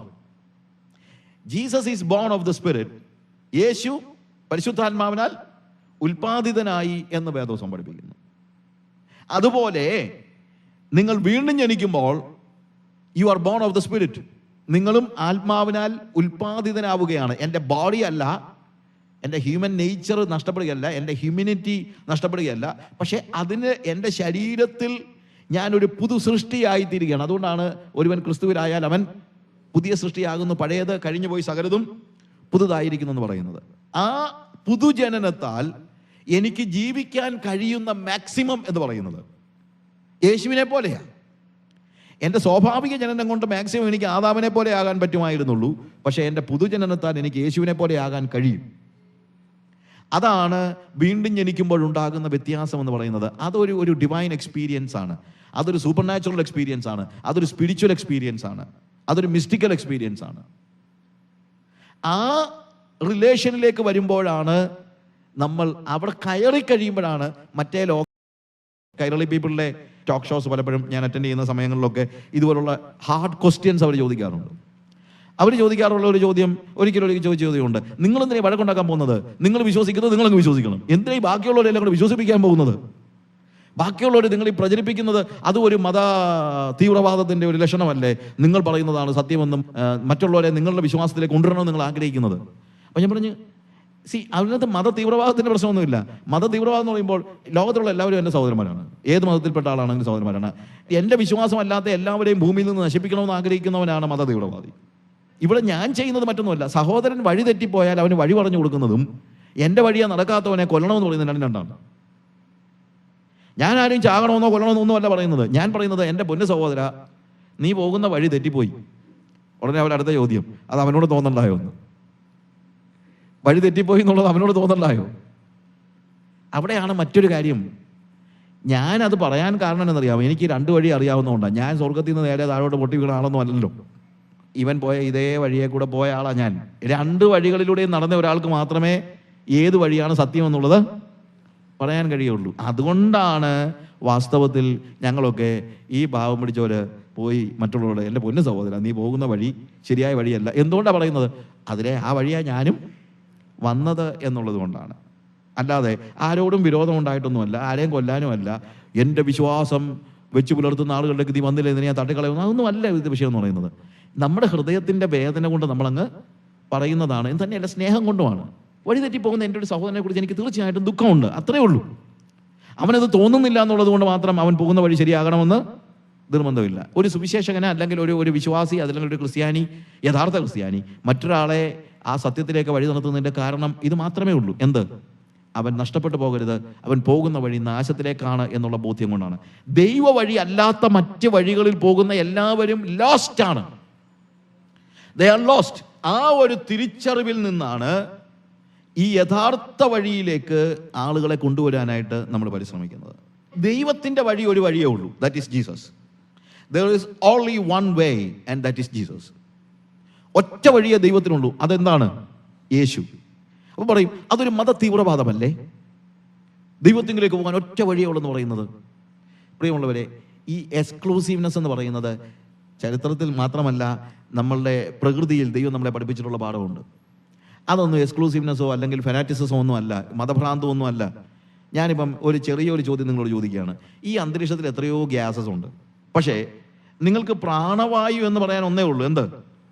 ഓക്സിജൻ മാത്രമേ ഉള്ളൂ. അപ്പം ഞാനിവിടെ നിന്ന് പറയുകയാണെന്ന് വെച്ചോ, ഓക്സിജൻ മാത്രമേ നമുക്ക് ജീവൻ നൽകുകയുള്ളൂ എന്ന് പറഞ്ഞു കഴിഞ്ഞാൽ മത തീവ്രവാദി കണ്ടില്ലേ പറയുന്നത്? ഓക്സിജൻ മാത്രമേ ശ്വസിക്കാൻ പറ്റുള്ളൂ. ഇവനെന്തോ ഈ പറയുന്നത്? വേറെ എത്രയോ ഗ്യാസസ് ഉണ്ട്. ഇതിനകത്ത് ഞാൻ വിശ്വസിക്കുന്നത് പ്രാണവായു ഓക്സിജൻ അല്ല, കാർബൺ ഡൈ ഓക്സൈഡ് ആണെന്ന് പറഞ്ഞുകൊണ്ട് ഒരാളങ്ങ് വഴക്കുണ്ടാക്കി കഴിഞ്ഞാൽ എനിക്ക് എന്ത് ചെയ്യാൻ പറ്റും? ഇതൊന്നും വിശ്വാസത്തിൻ്റെ പ്രശ്നമൊന്നുമല്ല, യാഥാർത്ഥ്യം സംസാരിക്കുന്നെന്നുള്ളേ ഉള്ളൂ. ലോകത്തിലെ എല്ലാ കാര്യങ്ങളിലും നമ്മൾ മനസ്സിലാക്കുന്ന കാര്യമുണ്ട്. നമുക്ക് ആത്യന്തികമായി നന്മ അല്ലെങ്കിൽ പല വഴികൾ എന്ന് പറയുന്നത് ഒരു പ്രകൃതിയുടെ തന്നെ പ്രിൻസിപ്പിൾ അല്ല. എല്ലാവരും പറയുന്നത് എന്താണ്? എത്രയോ മതങ്ങളുണ്ട്, എല്ലാ മതങ്ങളും ഒന്ന് തന്നെയാണ്, ഒരു വൃക്ഷത്തിന് പല ശിഖരങ്ങൾ ഉള്ളതുപോലെയാണ്, എല്ലാം അങ്ങ് ദൈവത്തിൻ്റെ അടുത്തോട്ട് ചെല്ലും എന്നൊക്കെ പറയുന്നത് കേൾക്കാൻ സുഖമുള്ള ഫിലോസഫി ആണെങ്കിലും സത്യമതല്ല. ഏത് ഗ്യാസ് ശ്വസിച്ചാലും നിനക്ക് ജീവിക്കാമെന്ന് പറയുന്നത് കേൾക്കാൻ സുഖമുള്ളൊരു കാര്യമാണെങ്കിലും അത് യാഥാർത്ഥ്യമല്ല. ഒരുത്തം പറയാം, ഞാൻ കാർബൺ മോണോക്സൈഡാണ് രക്ഷാമാർഗം, ജീവശ്വാസം എന്ന് പറയുന്നത് കാർബൺ മോണോക്സൈഡ് ആണെന്ന് ഞാൻ പൂർണ്ണമായി വിശ്വസിക്കുന്നു, അതേ ഞാൻ ശ്വസിക്കുന്നുള്ളൂ എന്ന് പറഞ്ഞാൽ ശ്വസിച്ചു കഴിഞ്ഞാൽ എൻ്റെ പൊന്നു സഹോദരൻ, നീ ചത്തുപോകും. മനുഷ്യന് ഭൂമിയിൽ ജീവൻ കിട്ടാനായിട്ട് ദൈവം കൊടുത്തിരിക്കുന്നത് ഓക്സിജൻ മാത്രമാണ് എന്നതുപോലെ മനുഷ്യന് നിത്യജീവൻ കൊടുക്കാൻ, ഭൂമിയിൽ ജീവൻ കൊടുക്കാൻ ദൈവം ഓക്സിജൻ മാത്രമേ നൽകിയിട്ടുള്ളൂ എന്നതുപോലെ മനുഷ്യന് നിത്യജീവൻ കൊടുക്കാൻ ദൈവം ഒരു വഴിയേ പറഞ്ഞിട്ടുള്ളൂ. That is Jesus. ദൈവത്തിൻ്റെ വഴി എന്ന് പറയുന്നത് ഒരു സബ്വേ സാൻഡ്വിച്ച് പോലെ അല്ലാതെ ഞാൻ ചിലപ്പോൾ പറയാറുണ്ട്. സബ്വേ സാൻഡ്വിച്ച് പറഞ്ഞു കഴിഞ്ഞാൽ നമ്മൾ ട്രാവൽ ചെയ്യുമ്പോഴത്തേക്ക് നമുക്ക് ഒട്ടും ടൈം ഇല്ലാത്തപ്പോൾ പെട്ടെന്ന് പോയി കഴിക്കുന്ന സാധനമാണ് ഈ സബ്വേ സാൻഡ്വിച്ച് എന്ന് പറയുന്നത്. സബ്വേ സാൻഡ്വിച്ചിൻ്റെ ഒരു കാര്യം എനിക്ക് ഇഷ്ടമാകുന്ന കാര്യം എന്ന് പറഞ്ഞാൽ നമുക്ക് ഇഷ്ടമുള്ളതുപോലെ ഉണ്ടാക്കിയെടുക്കാം. അതായത് അവർ ഏത് ബ്രെഡ് വേണം, ഓട്ട് മീൽ ബ്രെഡ് വേണോ അല്ലെങ്കിൽ വൈറ്റ് ബ്രെഡ് വേണോ, അവർ തന്നെ ചോദിക്കും ഏത് ബ്രെഡ് വേണം. അപ്പോൾ എനിക്ക് ഇഷ്ടമുള്ള ബ്രെഡ് എനിക്ക് തിരഞ്ഞെടുക്കാം. ആ ബ്രെഡ് തുറന്നിട്ട് അവർ ചോദിക്കും എന്തൊക്കെ വെക്കണം, അതിനകത്ത് എന്തൊക്കെ ഇല വെക്കണമെന്നും എന്തൊക്കെ കാ വെക്കണമെന്നും പൂ വെക്കണമെന്നും എല്ലാം ഇവർ ചോദിക്കുകയാണ്. ഏത് സോസ് ഒഴിക്കണം, എന്ത് മീറ്റ് വെക്കണം, എല്ലാ കാര്യങ്ങളും ഇവർ ചോദിച്ച് എനിക്കിഷ്ടമുള്ള വഴിയിലൂടെയാണ് ഞാൻ എൻ്റെ സബ്വേ സാൻഡ്വിച്ച് ഒരുക്കിയെടുക്കുന്നത്. എനിക്കിഷ്ടമുള്ള, എനിക്ക് ടേസ്റ്റി ആയിട്ടുള്ള വഴി. പക്ഷേ സ്വർഗത്തിലേക്ക് പോകാൻ ഉള്ള വഴി എന്ന് പറയുന്നത് ഒരു സബ്വേ സാൻഡ്വിച്ച് ഒന്നുമല്ല. എനിക്കിഷ്ടമുള്ള വഴിയെ സ്വർഗത്തെ പോകാനായിട്ട് പറ്റത്തില്ല. If you want to go to heaven, choose God's way and that is Jesus. If you want to go to hell, you can choose your own way. സ്വർഗത്തിലേക്ക് പോകാൻ you need to choose Jesus. That is the only way. If you want to go to hell, you are so free. അതൊരു subway sandwich പോലെയാണ്. Choose your own വേ. നരകത്തിലേക്ക് പോകാൻ ഇഷ്ടംപോലെ വഴിയുണ്ട്, പക്ഷേ സ്വർഗത്തിലേക്ക് പോകാൻ ഒറ്റ വഴിയേ ഉള്ളൂ എന്നുള്ളത് നിങ്ങൾ മറന്നു പോകരുത്. അതുകൊണ്ടാണ് ഞാൻ പറഞ്ഞത്, ഈ വഴിയെ പോകാത്ത എല്ലാവരും വേറെ ഏത് വഴിയെ പോയാലും അവരെ വിളിക്കേണ്ട പേരെന്തേ ഉള്ളൂ? The lost. You understand my friends? ഞാൻ പറയുന്നത് നിങ്ങൾ മനസ്സിലാക്കണം. ഇത് നിങ്ങൾക്കും ഈ മെസ്സേജസ് കേൾക്കുന്ന എല്ലാവർക്കും വേണ്ടി, എൻ്റെ സഹോദരങ്ങൾക്ക് വേണ്ടി, മറ്റ് റിലീജിയനിൽപ്പെട്ട മറ്റ് മതങ്ങളിൽപ്പെട്ട എല്ലാ സഹോദരങ്ങളോടും കൂടെ എൻ്റെ സ്നേഹ സന്ദേശമാണിത്. അത് നിങ്ങൾ വിശ്വസിച്ചാൽ വിശ്വസിക്കണമെന്നാണ് എൻ്റെ ആഗ്രഹം. ബിക്കോസ് ഞാൻ ഈ രണ്ട് വഴികളും അന്വേഷിച്ചിട്ട് എനിക്ക് മനസ്സിലായ കാര്യം ഇതാണ്. It is not a Subway sandwich, it is only Jesus. 38 ഇയേഴ്സിൻ്റെ എൻ്റെ എക്സ്പീരിയൻസിൽ അത്രേ ഉള്ളൂ, അതിൽ കൂടുതലൊന്നുമില്ല. 38 വർഷത്തെ എൻ്റെ എക്സ്പീരിയൻസിൽ ഞാൻ ചൂസ് ചെയ്ത വഴി തെറ്റായിരുന്നില്ല എന്ന് 100% ഉറപ്പോടുകൂടെ എനിക്ക് പറയാനായിട്ട് പറ്റും. ഉറപ്പോടുകൂടെ. ഈ വഴിയെ പോയി ഞാൻ കൂടുതൽ കാശൊന്നും ഉണ്ടാക്കിയിട്ടുമില്ല. ഇന്നും എനിക്ക് 100% ബോധ്യമുണ്ട്. എൻ്റെ ഹൃദയത്തിൻ്റെ ഉള്ളിൽ ഞാൻ പറയാം, this is the only way. ഇതല്ലാതെ വേറൊരു വഴിയില്ല. എനിക്ക് ഈ വഴി വിട്ട് പോകാൻ ആഗ്രഹമില്ല എന്ന് തന്നെയല്ല, എനിക്ക് അഷ്വറൻസ് ഉണ്ട്. ഇതാണ് യഥാർത്ഥത്തിലുള്ള വഴി എന്നുള്ള ബോധ്യം എനിക്കുള്ളത് കൊണ്ട് ഞാൻ എൻ്റെ ഏത് സുഹൃത്തിനോടും, അവരേത് മതത്തിൽപ്പെട്ടവരാണെങ്കിലും, എത്ര പാപികളാണെങ്കിലും, എത്ര നല്ലവനാണെങ്കിലും ഞാൻ പറയും, ഈ വഴി എനിക്ക് പറയാതിരിക്കാൻ പറ്റത്തില്ല. ബിക്കോസ് ഇതാണ് സത്യമെന്നുള്ള ബോധ്യത്തിൽ നിന്നാണ്, 100% ബോധ്യത്തിൽ നിന്നാണ്. അതൊരു പാട്ടുപാടി കൈയടിച്ച് ആരാധിച്ചപ്പോൾ ഉണ്ടായ ഒരു വലിയ ഒരു ലൈറ്റ്നിങ്ങിലുണ്ടായ ഒരു ബോധ്യമൊന്നുമല്ല. ഞാനതിനെതിരൊന്നും പറഞ്ഞൊന്നുമല്ല. പക്ഷെ അങ്ങോട്ട് കൈയടിച്ചുണ്ടായ ഒരു എക്സ്റ്റസിയിൽ നിന്നുള്ള ഒരു ചിന്തയൊന്നും അല്ല ഇത്. ഒരു എക്സ്റ്റസി ഒന്നുമല്ല. എക്സ്റ്റസിക്ക് ഞാൻ എതിരൊന്നുമല്ല. പക്ഷേ എക്സ്റ്റസിയിൽ നിന്നൊന്നുമല്ല എൻ്റെ ബോധ്യം ഉണ്ടായത്. ഞാൻ പറഞ്ഞതാണ്, അതൊന്നുമല്ല എൻ്റെ ബോധ്യം. എൻ്റെ ആത്മാവിലുള്ള ദൈവ സംസർഗത്തിൽ നിന്ന് I walk with God, I hear the voice of God. ഞാൻ ദൈവശബ്ദം കേൾക്കുന്നുണ്ട്. ദൈവം എനിക്കൊരു യാഥാർത്ഥ്യമാണ്. God is a reality to me. എനിക്ക് ദൈവം ഒരു റിയാലിറ്റിയാണ്, 100% റിയാലിറ്റിയാണ്. അതുകൊണ്ടാണ് ഞാൻ പറയുന്നത്, there is only one way. If you are not in that way, you are lost. അത് അവിശ്വാസിയോ വിശ്വാസിയോ ആരാണെങ്കിലും, അത് ഒരു പാപിയാണെങ്കിൽ തീർച്ചയായിട്ടും ഹീസ് എ ലോസ്റ്റ് സിന്നർ. പാപിയെക്കുറിച്ച് പറയുമ്പോഴത്തേക്കും പറയാൻ പറ്റുന്നത് he's a lost Sinner. Even if he's a believer, he's a lost believer. Even if he's a pastor, if he's not walking in the way of Jesus, he's a lost pastor. That's all. Even if he's a missionary, he's a lost missionary. ദൈവ വഴിയിൽ നടക്കാത്ത, ദൈവത്തെ യേശു നടന്ന വഴിയിലൂടെ നടക്കാത്തവനെല്ലാം ലോസ്റ്റാണ്, പാപിയും. അതുകൊണ്ടാണ് ആദ്യം ഞാൻ അവിടെ തുടങ്ങുന്നത്. I start with a sinner. When you are a sinner, if you are a sinner, you are not on God's way. കയ്യിൻ്റെ കാര്യം എടുക്കുക. വേദപുസ്തകത്തിൽ നിന്ന് ഉള്ള ചില ഉദാഹരണങ്ങൾ ഇതുമായിട്ട് ചേർത്ത് പറയുന്നുള്ളൂ. കയീൻ വാസ് ലോസ്റ്റ്. കയീൻ നഷ്ടപ്പെട്ടു പോയവനാണ്. കയീൻ്റെ ചരിത്രം നമുക്ക് അറിയാം. കയീൻ ആദമിൻ്റെയും ഹവ്വയുടെയും മകൻ. അവൻ്റെ സഹോദരൻ ഹാബേൽ. അവരൊത്തിരി സഹോദരന്മാരുണ്ടായിരുന്നിരിക്കണം. വേദപുസ്തകം വായിക്കുമ്പോഴത്തേക്ക് ഉൽപ്പത്തി പുസ്തകം 1-ാം അധ്യായം മുതൽ 11-ാം അധ്യായം വരെ വലിയ ഒരു കാലഘട്ടത്തിലെ ചരിത്രം കൺസൈസ് ചെയ്ത് എഴുതിയത് കൊണ്ട് എല്ലാ ഡീറ്റെയിൽസും എഴുതിയിട്ടില്ല. അതങ്ങനെയാണ്. ഏതൊരു ഞാൻ എഴുതിയിട്ടുള്ള പല പുസ്തകങ്ങൾ, ഇപ്പം പെന്തിക്കോസ് ചരിത്രം എന്ന് പറഞ്ഞൊരു പുസ്തകം, എൻ്റെ ഒരു ബുക്ക് അവൈലബിൾ ആണ്. ആ ബുക്ക് ചെയ്യാനായിട്ട് ഞാൻ റിസർച്ച് ചെയ്തതാണ്. ആ റിസർച്ചിൽ ഞാൻ എഴുതി ഉണ്ടാക്കിയത് ഓൾമോസ്റ്റ് 3000 റൈറ്റിംഗ് പേജസാണ്. 3000 റൈറ്റിംഗ് പേജസ് എഴുതിയപ്പോഴാണ് ഞാൻ മനസ്സിലാക്കുന്നത്, അങ്ങനെ ഒരു പുസ്തകം നമുക്ക് പബ്ലിഷ് ചെയ്യാൻ പറ്റുമോ? It will be so big that people cannot buy it.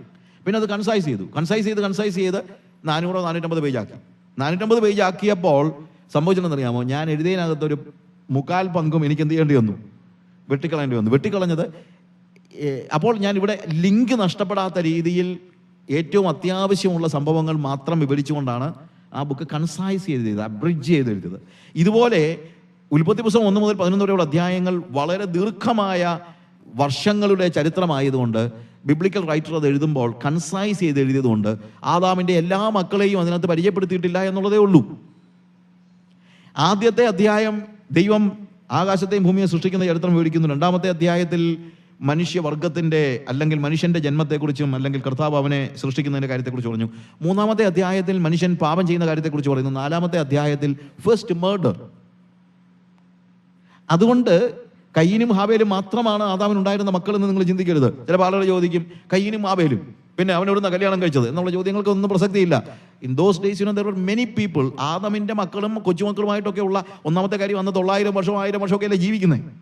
അപ്പോൾ അതുകൊണ്ട് ചെറിയ പ്രായത്തിൽ തന്നെ എന്താണ്, they have many children and children get married. ഒരു പക്ഷേ ആദ്യം ഓൺ സിസ്റ്റേഴ്സ്, വേറെ ചോയ്സ് ഇല്ലല്ലോ. ഓൺ സിസ്റ്റേഴ്സിനെ മാരി ചെയ്തിട്ടുണ്ടായിരിക്കാം, അന്ന് വേറെ ചോയ്സ് ഇല്ല. ഇന്നിപ്പോൾ അതൊരു കാര്യമല്ല. അന്ന് ചോയ്സ് ഇല്ലാത്തത് കൊണ്ട് it was allowed, accepted, that's all. അങ്ങനെ അനേക മക്കൾ ഉണ്ടായിരുന്ന സമയത്ത് കയ്യനും ഹാബേലിൻ്റെയും ചരിത്രം സ്പെസിഫിക് ആയിട്ട് പറഞ്ഞിരിക്കുകയാണ്. എന്തിനാണ്? നമുക്ക് ബുദ്ധിയുപദേശത്തിനായി, നമുക്ക് മനസ്സിലാക്കേണ്ടതിന്, ഫസ്റ്റ് മർഡർ കാണിക്കാനായിട്ട്. അവിടെ കയ്യൻ്റെ ചരിത്രം വായിക്കുമ്പോഴത്തേക്ക് കയ്യൻ ഇതുപോലെ സ്വന്തം വഴി തിരഞ്ഞെടുത്ത ആളാണ്. കയ്യൻ ദൈവ വഴി തിരഞ്ഞെടുക്കുന്നതിന് പകരം എന്ത് തിരഞ്ഞെടുത്തു? സ്വന്തം വഴി. സ്വന്തം വഴി തിരഞ്ഞെടുക്കുന്നവരെല്ലാം എങ്ങനെയാണ്? They are lost. അതാണ് ഞാൻ പറയാൻ ഉദ്ദേശിക്കുന്നത്. അതുകൊണ്ട് പ്രിയമുള്ളവരെ, a sinner is a lost sinner. ഇന്ന് ഞാനിപ്പോൾ അതാണ് പ്രധാനമായിട്ടും പറയാൻ ഉദ്ദേശിക്കുന്നത്. A sinner is a lost sinner. അതേസമയം when a believer, if he is not choosing God's way, ഒരു വിശ്വാസി ദൈവത്തിൻ്റെ വഴിയല്ല തിരഞ്ഞെടുക്കുന്നതെങ്കിൽ അവൻ എന്താണ്? A lost believer, that's all. ഇന്നിപ്പോൾ നമ്മൾ തെറ്റായ വഴി തിരഞ്ഞെടുത്ത കയ്യൻ്റെ ചരിത്രത്തിലേക്ക് നമ്മൾ പ്രവേശിക്കുകയാണ്. ഉൽപ്പത്തി പുസ്തകം 4-ാം അധ്യായത്തിലാണ് നമ്മൾ കയ്യൻ്റെയും ഹാബേലിൻ്റെയും ചരിത്രം നമ്മൾ കാണുന്നത്. അവിടെ നമ്മൾ കാണുന്നത് ഇവർ രണ്ടുപേരും കൂടെ യാഗം കഴിക്കാനായിട്ട് പോവുകയാണ്. യാഗം കഴിക്കാൻ പോയപ്പോൾ പോലും അവൻ അവൻ്റേതായിട്ടുള്ള വഴി തിരഞ്ഞെടുക്കുന്നുണ്ട്. He is choosing his own way. അവൻ്റെ വഴി തിരഞ്ഞെടുത്തു. യാഗത്തിൻ്റെ എന്തെങ്കിലും ഒരു പ്രത്യേകത കൊണ്ട് മാത്രമാണ് ദൈവം പ്രസാദിക്കാഞ്ഞത് എന്ന് ഞാൻ വിശ്വസിക്കുന്നില്ല. ചിലപ്പം നമ്മൾ പണ്ട് സിനിമാ പാട്ടൊക്കെ കേട്ടിട്ടുണ്ടല്ലോ, ചീഞ്ഞളിഞ്ഞ ഫലമൂല്യങ്ങൾ ദൈവത്തിന് ബലി നൽകി സ്വാർത്ഥനായ കായൻ സ്വന്തം നിലമറന്നെന്നൊക്കെ പറഞ്ഞ പാട്ടൊക്കെ ഉണ്ട്. അതൊന്നും എനിക്ക് അത്രയും ബോധിച്ചിട്ടില്ല. എന്നാന്ന് ചോദിച്ചു കഴിഞ്ഞാൽ അന്നിപ്പം ചീഞ്ഞഴിഞ്ഞ ഫലമൂല്യങ്ങളൊന്നും കൊണ്ട് കൊടുക്കേണ്ട കാര്യമൊന്നുമില്ല. ഏതാണെങ്കിലും ഇഷ്ടം പോലെ സമൃദ്ധമായിട്ട് ഫലമൂല്യങ്ങളുള്ള ഒരു സാഹചര്യത്തിൽ അത്രയ്ക്ക് മണ്ടനൊന്നുമല്ല കയ്യൻ. എന്താണെങ്കിലും അവൻ അത്രയ്ക്ക് മണ്ടനൊന്നുമല്ല. അപ്പം നമ്മൾ പറയും, ചിലപ്പോൾ പറയുവാനും അതല്ല, അവൻ യാഗം കഴിച്ചപ്പോൾ അതിനകത്ത് രക്തച്ചൊരിച്ചിലുണ്ടായിരുന്നില്ല എന്നുള്ളത് ശരിയാണ്. പക്ഷേ അതുകൊണ്ട് മാത്രമാണ് ദൈവം അവനെ ശിക്ഷിച്ചതെന്ന് വേദോസം പഠിപ്പിക്കുന്നില്ല. എന്തുകൊണ്ടാണ് അവൻ്റെ യാഗത്തിൽ പ്രസാദിക്കാഞ്ഞതെന്ന് അവിടെ തന്നെ എഴുതിയിട്ടുണ്ട്, വേദോസം തന്നെ എഴുതിയിട്ടുണ്ട്. അല്ലാതെ അതിനകത്ത് രക്തച്ചൊരിച്ചിലൊന്നും വലിയ ഇഷ്യൂ ഒന്നുമല്ല. എന്താ എഴുതിയിരിക്കുന്നത്? യഹോവ ഹാബേലിലും അവൻ്റെ യാഗത്തിലും പ്രസാദിച്ചു, കയ്യീനിലും അവൻ്റെ യാഗത്തിലും പ്രസാദിച്ചില്ല. അപ്പോൾ പ്രസാദം ഉണ്ടായത് വ്യക്തിയിലാണ്, അല്ലാതെ പ്രസാദം ഉണ്ടായത് അവൻ്റെ യാഗത്തിലല്ല. വ്യക്തിയാണ് ദൈവം എപ്പോഴും നോക്കുന്നത്. What kind of person you are. It doesn't matter what you give, but what is your being. നിങ്ങൾ എന്ത് കൊടുക്കുന്നു എന്നുള്ളത് നോക്കിയല്ല ദൈവം പ്രസാദിക്കുന്നത്, നിങ്ങൾ ആരാണ് എന്നുള്ളത് നോക്കിയാണ് ദൈവം പ്രസാദിക്കുന്നത്. ആരാണ് എന്നുള്ളതാണ് വിഷയം. You understand what I say? ആരാണ്? ഇപ്പം എത്ര നല്ല സാധനം നിങ്ങൾക്ക് തരുന്നതും തരുന്ന ആൾ എങ്ങനെയുള്ളതാണെങ്കിൽ, പണ്ട് മരിച്ചുപോയ വി എ തോമസ് പറഞ്ഞൊരു പാസ്റ്റർ ഉണ്ടായിരുന്നു. അദ്ദേഹം പറഞ്ഞൊരു ഉദാഹരണമുണ്ട്, ഇതിന് വളരെ നല്ലൊരു ഉദാഹരണമാണ്. അദ്ദേഹം പറഞ്ഞു, എനിക്ക് ജിലേബി ഭയങ്കര ഇഷ്ടമാണ്, പക്ഷേ ജിലേബി തരുന്നത് ഒരു കുഷ്ഠരോഗി അവൻ്റെ ചീഞ്ഞ കൈകൾ കൊണ്ടാണെങ്കിൽ എനിക്കത് വാങ്ങിച്ച് തിന്നാനായിട്ട് അത്രയ്ക്കും താല്പര്യം ഉണ്ടാകത്തില്ല. ഒരു കാര്യം ഞാൻ പറയാം, കുഷ്ഠരോഗിയുടെ കൈ പൊട്ടിയിരിക്കുന്നത് കൊണ്ടൊന്നും നിങ്ങൾക്ക് കുഷ്ഠരോഗം അതുകൊണ്ട് പെട്ടെന്നൊന്നും ചാടിക്കറി പിടിക്കുന്ന സാധനമൊന്നും അല്ല ഇത്. അങ്ങനെയൊന്നും ആരും പേടിക്കൊന്നും വേണ്ട. കുഷ്ഠരോഗിയെ നിങ്ങളൊന്ന് തൊട്ടെന്ന് വെച്ചുകൊണ്ടോ കയ്യിലൊന്ന് പിടിച്ചെന്ന് പറഞ്ഞതുകൊണ്ടോ ഒന്നും ഉടനെ തന്നെ ഇതൊന്നും ചാടിക്കറി പിടിക്കത്തൊന്നുമില്ല. ഈ കുഷ്ഠരോഗിയുടെ കൈയൊക്കെ ഇങ്ങനെ മുറിഞ്ഞു പോകുന്നതുമൊക്കെ അവൻ്റെ കുഷ്ഠരോഗത്തിൻ്റെ പ്രശ്നം കൊണ്ടല്ല. കുഷ്ഠരോഗത്തിൻ്റെ പ്രോബ്ലം എന്ന് പറയുന്നത് നമ്മുടെ സെൻസിറ്റിവിറ്റി നഷ്ടപ്പെടുന്നു എന്നുള്ളതേ ഉള്ളൂ. അതായത് കുഷ്ഠരോഗികളുടെ ഒരു പ്രത്യേകത, ലെപ്രസി വരുമ്പോഴത്തേക്ക് നമ്മുടെ കൈയുടെയും കാലിൻ്റെ അല്ലെങ്കിൽ especially tips of our body, ആ ഭാഗങ്ങളിൽ നമുക്ക് സെൻസിറ്റിവിറ്റി നഷ്ടപ്പെടുകയാണ്. അതുകൊണ്ട് ഇവരെന്ത് ചെയ്യുന്നു, ചിലപ്പോൾ അവരുടെ മൂക്കൊക്കെ വളരെ ഷേപ്പ്ലെസ് ആകുന്ന കാര്യം, മൂക്കിൽ അവർക്ക് ചൊറിയാൻ തോന്നിക്കഴിഞ്ഞാൽ അവർ ചൊറിഞ്ഞാൽ അത് അവർക്ക് ഫീൽ ചെയ്യത്തില്ല. അതുകൊണ്ട് അവർ ചിലപ്പോൾ മാന്തി പൊളിച്ചെന്നിരിക്കും. പിന്നെ അത് പഴുത്തു കഴിഞ്ഞാൽ ഇവരെന്ത് ചെയ്യുന്നില്ല, അറിയുന്നില്ല. ചൂടുള്ള പാത്രമൊക്കെ അവർ ചിലപ്പോൾ കയറി പിടിച്ചെന്നിരിക്കും. അങ്ങനെ കയറി പിടിച്ചു കഴിഞ്ഞാൽ കൈ ചൂടുണ്ടെന്നുള്ളത് അവർ അറിയുന്നില്ല. നാച്ചുറലി വാട്ട് ഹാപ്പൻസ്, അത് ഇൻഫെക്ഷൻ ആകുന്നു. ഇത്രയൊക്കെ ഉള്ളൂ. അല്ലാതെ കുഷ്ഠരോഗം എന്ന് പറയുന്നത് ഈ കയ്യെ കൂടെ ഒലിച്ചു വരുന്നൊന്നുമല്ല. ഈ അണ്ടർസ്റ്റാൻഡ് വാട്ട് ഐ സേ. അവരെ നമ്മൾ തീർച്ചയായിട്ടും സ്നേഹിക്കണം. അവരെ സ്നേഹിക്കണം എന്നുള്ളതിന് ഞാൻ ഈ ഇടയ്ക്ക് കയറി പറയുന്ന കാര്യം അതൊക്കെയാണ് വാസ്തവത്തിൽ. സ്നേഹിക്കാൻ കൊള്ളാവുന്നതിനെ സ്നേഹിക്കുന്നതൊന്നുമല്ല ക്രിസ്ത്യാനിത്വം എന്ന് പറയുന്നത്. We always love the lovable. പക്ഷേ ക്രിസ്ത്യാനിത്വം അതല്ല. ക്രിസ്ത്യാനിത്വം സ്നേഹിക്കാൻ കൊള്ളാത്തതിനെ സ്നേഹിക്കുന്നതാണ്. അതുകൊണ്ട് ഒരു കുഷ്ഠരോഗിയെ കെട്ടിപ്പിടിച്ചെന്ന് പറഞ്ഞാൽ ഒന്നും സംഭവിക്കാനില്ല. ഞാൻ ചെയ്തിട്ടുമുണ്ട്, ഇനിയാണെങ്കിലും ചെയ്യും, ചെയ്തിട്ടുമുണ്ട്. ഞാനൊരിക്കലും ഒരു ലെപ്രസ് സാനിറ്റോറിയം, ഞങ്ങൾ we have A work in Gwalior. ഞാൻ ചെന്ന സമയത്ത് എനിക്കറിയാം, ഞാൻ ചെന്നപ്പോഴത്തേക്ക് അവർ കൈ കൂപ്പിക്കൊണ്ട് വരുന്നത്. കാര്യം എന്ന് വെച്ചാൽ ചെല്ലുന്നവരാരും അവർക്ക് കൈ കൊടുക്കത്തില്ല. അപ്പോൾ ഞാൻ പെട്ടെന്ന് ആലോചിച്ചു, യേശു എങ്ങാണ് ഇവിടെ അങ്ങ് വന്നെങ്കിൽ കൈ കൂപ്പുമ്പോഴത്തേക്ക് നമസ്തേ എന്ന് പറഞ്ഞ് മാറി നിൽക്കുമായിരുന്നോ? I don't think so. യേശുവിൻ്റെ പ്രത്യേകത അതാണ്. യേശു എത്രയോ രോഗികളെ സൗഖ്യമാക്കി. സൗഖ്യമാകാം എന്ന് പറഞ്ഞപ്പോൾ സൗഖ്യമായി. ഒറ്റ വാക്കുകൊണ്ട് സൗഖ്യമാക്കി. എല്ലാം കാര്യം ശരിയാണ്. പക്ഷേ കുഷ്ഠരോഗിയെ സൗഖ്യമാക്കിയപ്പോൾ അവൻ എന്ത് ചെയ്യുന്നറിയാം? അവൻ തൊട്ട് സൗഖ്യമാക്കി. ക്രിസ്തോസൻ തിരുവനി പറഞ്ഞു കേട്ടിട്ടുണ്ട്, ഞാനായിരുന്നെങ്കിൽ സൗഖ്യമാക്കി വെച്ചാൽ തൊടത്തോളായിരുന്നു. അതാണ് യേശുവിൻ്റെ പ്രത്യേകത. യേശു എന്ത് ചെയ്യുന്നു? അവൻ തൊട്ട് സൗഖ്യമാക്കി. അതാണ് യേശുവിൻ്റെ മനസ്സെന്ന് പറയുന്നത്.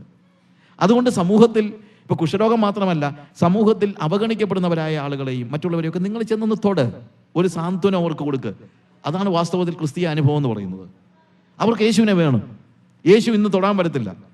യേശുവിന് നിങ്ങളിലൂടെ അവനെ തൊടാൻ പറ്റും.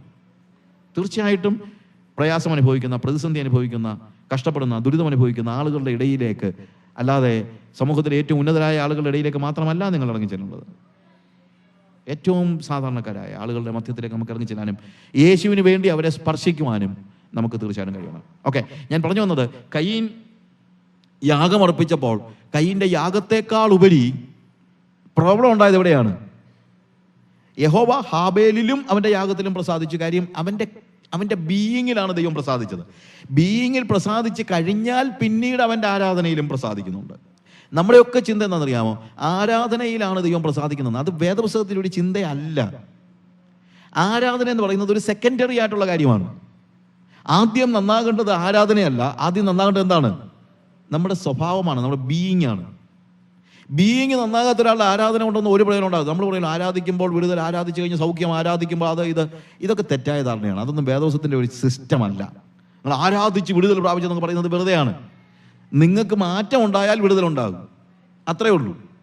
മാറ്റമുള്ളവൻ ആരാധിച്ചാൽ ദൈവത്തിന് അത് സന്തോഷമാണ്. കാര്യം യഹോവ ഹാബേലിൽ മാത്രമല്ല പ്രസാദിച്ചത്, ഹാബേലിലും അവൻ്റെ യാഗത്തിലും പ്രസാദിച്ചു. യാഗത്തിലല്ല പ്രസാദിച്ചത്, ആദ്യം എവിടെയാണ്? അവനിൽ പ്രസാദിച്ചത് കൊണ്ടാണ് അവൻ്റെ യാഗത്തിൽ പ്രസാദിച്ചത്. നിങ്ങൾ വെറുതെ ഇവിടെ വന്ന് കൈകൊട്ടി പാടി ആരാധിച്ചു പോയാൽ, ഇപ്പോൾ ഒത്തിരി ആരാധനാ സംഘങ്ങളുണ്ട്. അവർ പറയുന്നത്, നീ എങ്ങനെ വേണം ജീവിച്ചോ, ഞായറാഴ്ച മോനെ ഇങ്ങോട്ട് വന്നിട്ട് ഒരു 1.5 മണിക്കൂർ നീ ഒന്ന് ആരാധിച്ചേച്ചങ്ങ് പൊക്കോളെ. ഒരു ഗുണം ഉണ്ടാകത്തില്ല. എന്തുകൊണ്ടാണ്? രൂപാന്തരമില്ലാതെ, വീണ്ടും ജനിക്കാതെ ഒരാൾക്കും ദൈവരാജ്യത്തിൽ പ്രവേശിക്കാൻ കഴിയുകയില്ല. ദൈവരാജ്യത്തിൽ പ്രവേശിക്കാൻ കഴിയത്തില്ല. നിങ്ങളുടെ ആരാധനയിലൊന്നും നിങ്ങളുടെ പാപങ്ങളെ ഒന്നും മുക്കിക്കളയാനൊന്നും പറ്റത്തില്ല. അത് നിങ്ങൾ മനസ്സിലാക്കണം. നിങ്ങളുടെ പാപങ്ങളെ കഴുകിക്കളയാൻ കഴിയുന്ന ഒരു കാര്യമേ ഉള്ളൂ, അത് യേശുവിൻ്റെ രക്തമാണ്. അല്ലാതെ നിങ്ങളുടെ ആരാധനയൊന്നും അല്ല. കൈക്കൂലി വാങ്ങിച്ചിട്ടും കള്ളത്തരം കാണിച്ചിട്ടും എന്ത് തോന്നിവാസം കാണിച്ചിട്ടും സഭായോഗത്തിന് വന്നിരുന്ന് ആരാധിച്ച ഉടനെ ദൈവം കണ്ണടയ്ക്കുന്നൊന്നും ആരും ചിന്തിക്കണ്ട. നിങ്ങൾക്ക് ദൈവത്തെ കളപ്പിക്കാൻ പറ്റത്തില്ല. അത് നിങ്ങൾ തിരിച്ചറിയണം. ഓക്കെ, ഇവിടെ ഹാബേലിലും അവൻ്റെ യാഗത്തിലും ദൈവം പ്രസാദിച്ചു, കയീനിലും അവൻ്റെ യാഗത്തിലും പ്രസാദിച്ചില്ല. കയീനിൽ പ്രസാദിക്കാഞ്ഞത് കൊണ്ടാണ് കയീൻ്റെ യാഗത്തിലും ദൈവം പ്രസാദിക്കാഞ്ഞത്. എന്തുകൊണ്ടാണ് കയീനിൽ പ്രസാദിക്കാഞ്ഞത്? അവൻ്റെ ബീയിങ്, അവൻ്റെ ബീയിങ്ങിനെ കുറിച്ച് ന്യൂ ടെസ്റ്റ്മെന്റിൽ പറയുന്നത് എന്താ പറയുക? കയീൻ ദുഷ്ടനിൽ നിന്നുള്ളവനായി സഹോദരനെ കൊന്നതുപോലെ. ദുഷ്ടനിൽ നിന്നുള്ളവനായി എന്ന് പറഞ്ഞു കഴിഞ്ഞാൽ പിശാചിനുണ്ടായ മകൻ എന്നുള്ള അർത്ഥത്തിലല്ല. പിശാചിൻ്റെ മക്കളാകാനായിട്ട് വലിയ പാടൊന്നുമില്ല. ദൈവത്തിൻ്റെ മക്കളാകണമെങ്കിൽ വീണ്ടും ജനിക്കണം, ഒത്തിരി പ്രയാസമാണ്. അപ്പോൾ പിശാചിൻ്റെ മകനാകാൻ വളരെ ഈസിയാണ്. പാപം ചെയ്യുന്നവനൊക്കെയും പിശാച് എന്ന പിതാവിൻ്റെ മകൻ, ഫിനിഷ്. ഞാൻ പറഞ്ഞല്ലോ, ദൈവമക്കളാകണമെങ്കിൽ അല്ലെങ്കിൽ ദൈവത്തിൻ്റെ മകനാകണമെങ്കിൽ നമ്മൾ എന്ത് ചെയ്യണം? വീണ്ടും ജനിക്കണം, പിതാവിനെ പോലെ ജീവിക്കണം. ഒത്തിരി സ്ട്രഗിൾസ് ഉണ്ട്. പക്ഷേ പിശാചിൻ്റെ മകനാകാൻ വളരെ ഈസിയാണ്. എന്താ? Just those who commit sin is a child of the devil. പാപം ചെയ്യുന്നവനൊക്കെയും പിശാച് എന്ന പിതാവിൻ്റെ മകൻ. എന്താ ഞാൻ പറഞ്ഞത്? കമ്മ്യൂണിസ്റ്റ് മാനിഫെസ്റ്റോയിൽ നല്ലത് ഞാൻ രാവിലെ പറഞ്ഞല്ലോ. വേദോസത്തിൽ പറയുന്ന കാര്യമാണ്, വേദോസം പഠിപ്പിക്കുന്നതാണ്. when you commit sin, നിങ്ങൾ പാപം തിരഞ്ഞെടുക്കുമ്പോൾ നിങ്ങൾ പിശാചിനെ തിരഞ്ഞെടുക്കുകയാണ്. നിങ്ങൾ പറഞ്ഞാലും അറിഞ്ഞില്ലെങ്കിലും. You are choosing devil, you are not on God's way. പാപം ചൂസ് ചെയ്യുന്നത്, committing, choosing, that is a grievous mistake.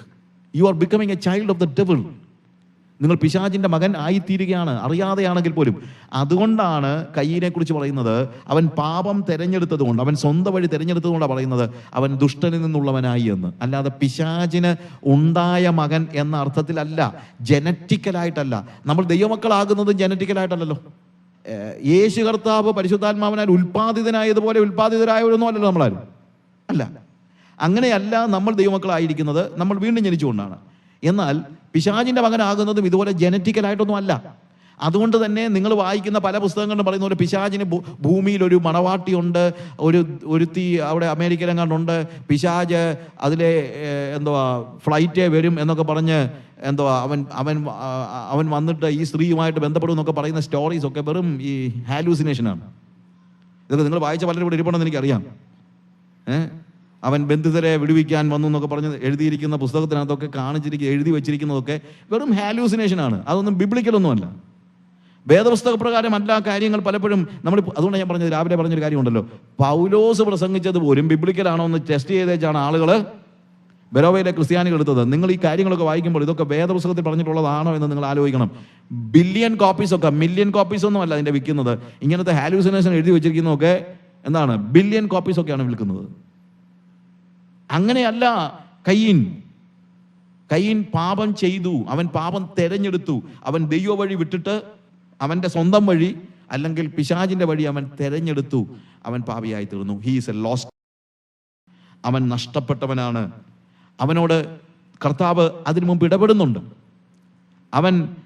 അവൻ്റെ മുഖം താണപ്പോൾ, when his countenance fell, അല്ലെങ്കിൽ അവൻ ദുഃഖിതനായ എന്നുള്ളതല്ല, അവനോട് കർത്താവ് ചോദിക്കും, നിന്റെ മുഖം വാടുന്നത് എന്ത്? അല്ലെങ്കിൽ അവന് സഹിക്കാൻ പറ്റുന്നില്ല. അവൻ അസൂയയും പകയും പിണക്കവും കോപവും ക്രോധവും എല്ലാം കൂടെ വന്നു. അസൂയ മാത്രമൊന്നുമല്ല, അസൂയയും പകയും പിണക്കവും കോപവും എല്ലാം കൂടെ ഒരുമിച്ച് ഇരച്ചു കയറി വന്നിരിക്കുകയാണ് അവൻ്റെ ജീവിതത്തിലേക്ക്.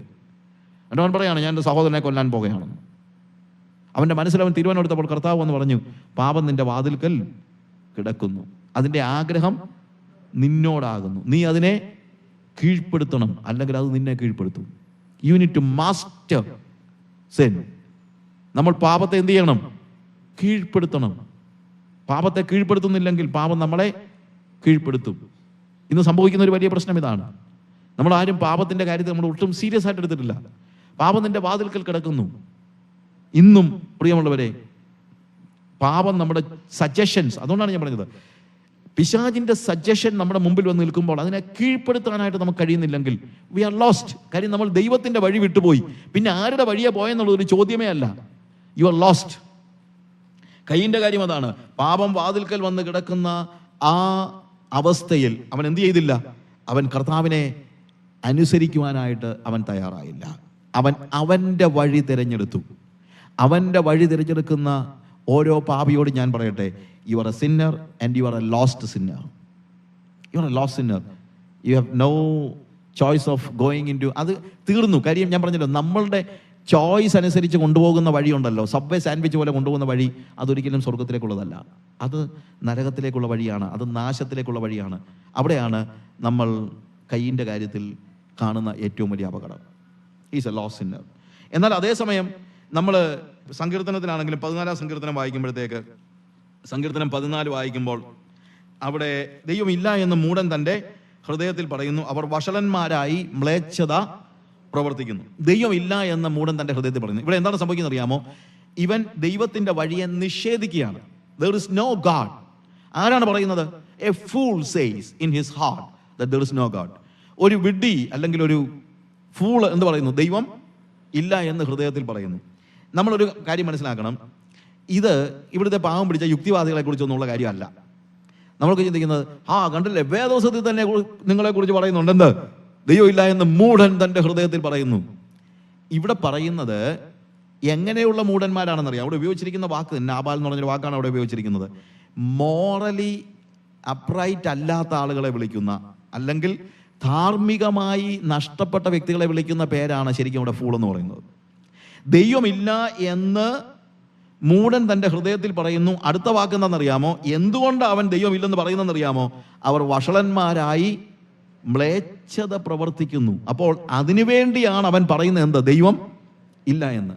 നീഷ ഒരിക്കൽ പറഞ്ഞൊരു കാര്യമുണ്ട്, ഒരു ദൈവം ഇല്ലെങ്കിൽ നമുക്കൊരു ദൈവത്തെ സൃഷ്ടിക്കേണ്ടി വരുമെന്ന്. കാര്യം എന്നാലേ ഇവിടുത്തെ ധാർമ്മികത നിലനിർത്താനായിട്ട് നമുക്ക് കഴിയുകയുള്ളൂ എന്ന് പറഞ്ഞൊരു വാചകമുണ്ട്.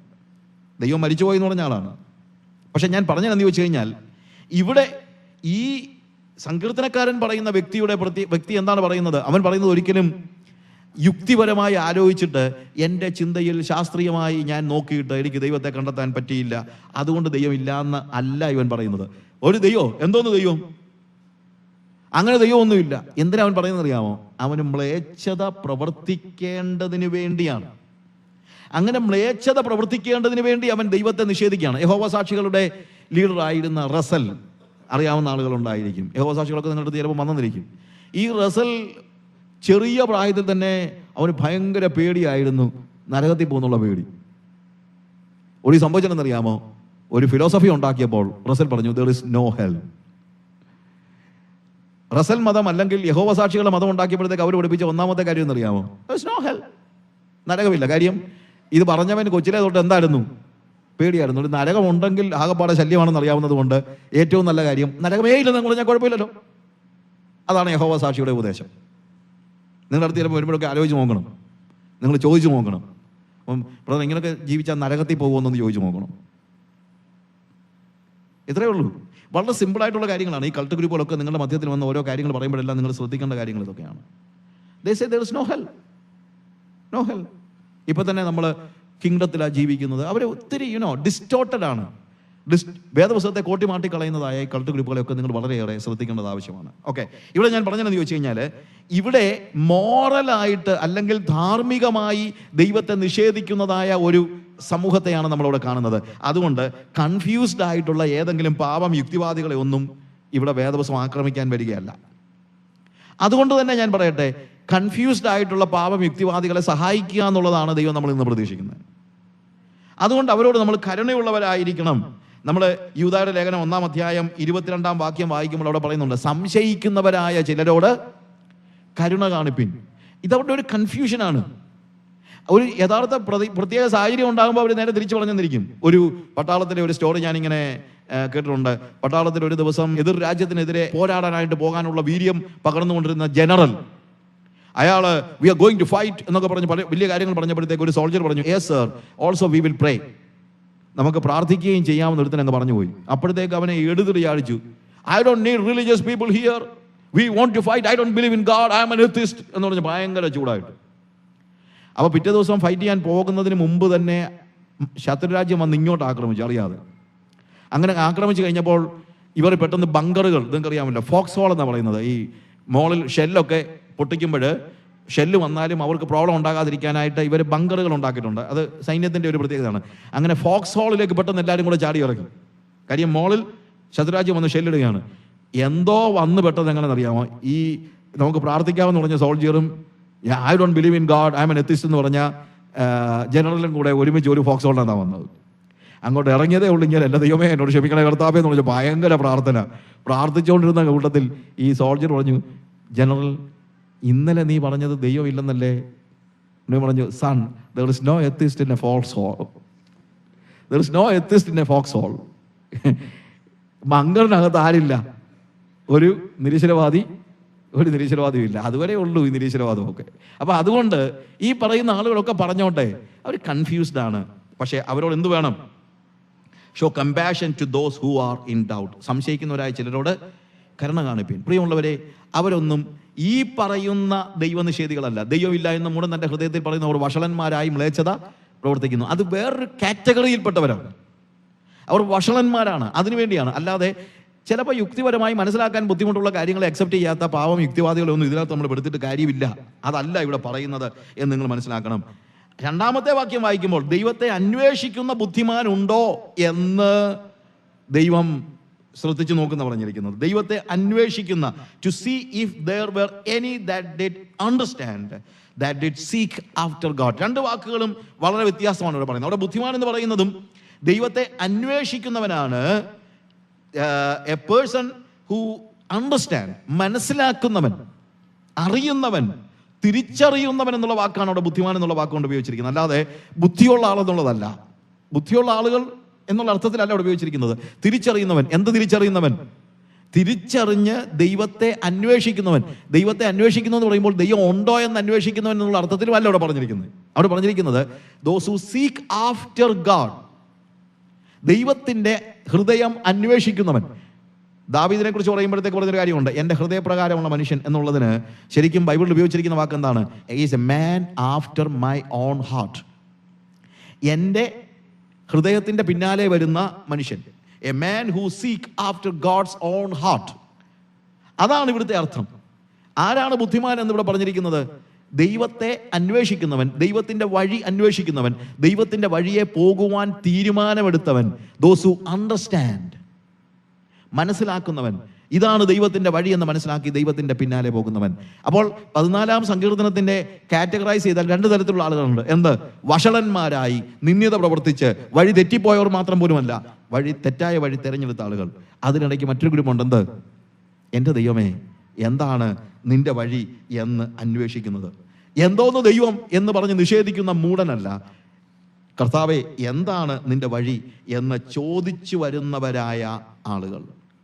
അവരെയാണ് നമുക്ക് ഞാൻ 1-2 വാക്കുകളോട് പറഞ്ഞു പെട്ടെന്ന് എൻ്റെ വാക്കുകളെ അവസാനിപ്പിക്കട്ടെ. ഇവിടെ ദൈവം ഉണ്ട് എന്ന് വിശ്വസിക്കാത്ത, അല്ലെങ്കിൽ ദൈവം ഇല്ല എന്ന്, എന്തോന്ന് ദൈവം, ഇവിടെ ഒരു ദൈവവും ഇല്ല എന്ന് പറയുന്ന വിഡ്ഢികളായ, മോറലി അപ്രൈറ്റ് അല്ലാത്ത, ധാർമ്മികമായി അധപ്പതിച്ച വഷളന്മാരായ ആളുകൾ, അതൊരു ഗ്രൂപ്പ്. ദൈവം ഉണ്ടോ എന്ന് അന്വേഷിക്കുന്നവരായ, പാവം പിടിച്ചവരായ ആളുകൾ, കൺഫ്യൂസ്ഡ് ആയിട്ടുള്ള ആളുകൾ, അല്ലെങ്കിൽ ദൈവത്തിൻ്റെ ഹൃദയം എന്താണെന്ന് പറയാനായിട്ട് അന്വേഷിക്കുന്നത്. ഇനി ദൈവം ഉണ്ടെന്ന് പറയുന്ന ചില വിഡ്ഢികളെ കൂടെ ഞാൻ പറയാം. ദൈവം ഇല്ലെന്ന് പറയുന്ന വിഡ്ഢികളാണ് സങ്കീർത്തനം 14 കാണുന്നതെങ്കിൽ തീത്തോസിന്റെ ലേഖനം നമ്മൾ വായിക്കുമ്പോഴത്തേക്ക് അതിൻ്റെ 1-ാം അധ്യായത്തിൻ്റെ 16-ാം വാക്യത്തിൽ അവർ ദൈവത്തെ അറിയുന്നു എന്ന് പറയുന്നുവെങ്കിലും പ്രവൃത്തികളാൽ അവനെ നിഷേധിക്കുന്നു. അവർ ദൈവത്തെ അറിയുന്നു എന്ന് പറയുന്നുവെങ്കിലും പ്രവൃത്തികളാൽ അവരെ നിഷേധിക്കുന്നു. പ്രിയമുള്ളവരെ, ഇവരാണ് റിയൽ കൾപ്രിറ്റ്സ് എന്ന് പറയുന്നത്. ഇവരാണ് യഥാർത്ഥ പ്രതികൾ. എന്ത്? അവർ പറയുന്നത് എന്താണ്? അയ്യോ, ഞങ്ങൾ ദൈവത്തിൻ്റെ അടുത്ത ആളുകളല്ലേ. ഇന്നിപ്പോൾ ക്രിസ്ത്യാനിത്വത്തെ നശിപ്പിച്ചതാരാന്ന് ചോദിച്ചു കഴിഞ്ഞാൽ ഈ കൂട്ടരാണ്. അവർ ദൈവത്തെ അറിയുന്നു എന്ന് പറയുകയും ചെയ്യും, എന്നാൽ എന്താണ്? അവർ ദൈവത്തെ തങ്ങളുടെ പ്രവൃത്തികളാൽ നിഷേധിക്കുന്നു. അവരെക്കുറിച്ച് പറയുന്നത് അവർ അറയ്ക്കത്തക്കവർ, അബോമിനബിൾ ആണ്, അറപ്പ് തോന്നുന്നവർ, അനുസരണം കെട്ടവർ, ഡിസൊബീഡിയന്റ് ആണ്, റിപ്രോട്ടബിൾ, യാതൊരു നന്മ പ്രവർത്തിക്കും കൂട്ടാൻ കൊള്ളാത്തവരാണ്. 3 കാര്യങ്ങൾ അവിടെ പറയുന്നത്. ഇവരാണ് ദൈവം ഉണ്ടെന്ന് പറയുന്ന നിഷേധികൾ, വഞ്ചകർ, വഴിതെറ്റിപ്പോയവർ. 2 കൂട്ടർ നമ്മളിവിടെ കാണുകയാണ്. വഷളത്വം പ്രവർത്തിക്കാൻ ദൈവം ഇല്ല എന്ന് പറയുന്ന ധാർമ്മികമായ ക്രൂരന്മാര്. അവരിൽ നിന്ന് നമുക്ക് പാവം പിടിച്ച സംശയാലുക്കളായ യുക്തിവാദികളെ മാറ്റി നിർത്താം. 2, ദൈവം ഉണ്ടെന്ന് പറഞ്ഞിട്ട് വഷളത്വം പ്രവർത്തിക്കുന്നതായ നികൃഷ്ടന്മാര്. 1, ദൈവം ഇല്ല എന്ന് പറഞ്ഞിട്ട് വഷളത്വം പ്രവർത്തിക്കുന്ന ക്രൂരന്മാര്. ഇവരെങ്ങനെയാണ്? ദൈവം ഉണ്ടെന്ന് പറഞ്ഞിട്ട് വഷളത്വം പ്രവർത്തിക്കുന്ന നികൃഷ്ടന്മാരായ ആളുകൾ. പാവം യുക്തിവാദികളെ വെറുതെ വിടും, പക്ഷെ ഇവന്മാരെ വെറുതെ വിടാൻ പാടില്ല. ഇവരെ വെറുതെ വിടരുതെന്ന് തന്നെയാണ് പറയുന്നത്. എന്താ അവിടെ പറഞ്ഞിരിക്കുന്നത്? യാതൊരു നല്ല പ്രവൃത്തിക്കും ഇവരെ കൂട്ടാൻ പാടില്ലെന്ന്. യാതൊരു നല്ല പ്രവൃത്തിക്കും ദൈവം ഉണ്ടെന്ന് പറയുകയും വിശ്വാസിയാണെന്ന് പറയുകയും ജീവിതത്തിൽ വിശുദ്ധി സൂക്ഷിക്കുകയും ചെയ്യാത്ത ആളുകളെ നിങ്ങൾ കൂട്ടുകൂട്ടരുത്. അത് നിങ്ങൾ ശ്രദ്ധിക്കണം. 3-ാമത്തെ കൂട്ടരാണ് ആത്മാർത്ഥതയോടെ ദൈവസന്നിധിയിൽ വന്നിട്ടും വഞ്ചിക്കപ്പെട്ട് വഴിതെറ്റിപ്പോയവരായ ലോസ്റ്റ് ബിലീവേഴ്സ്.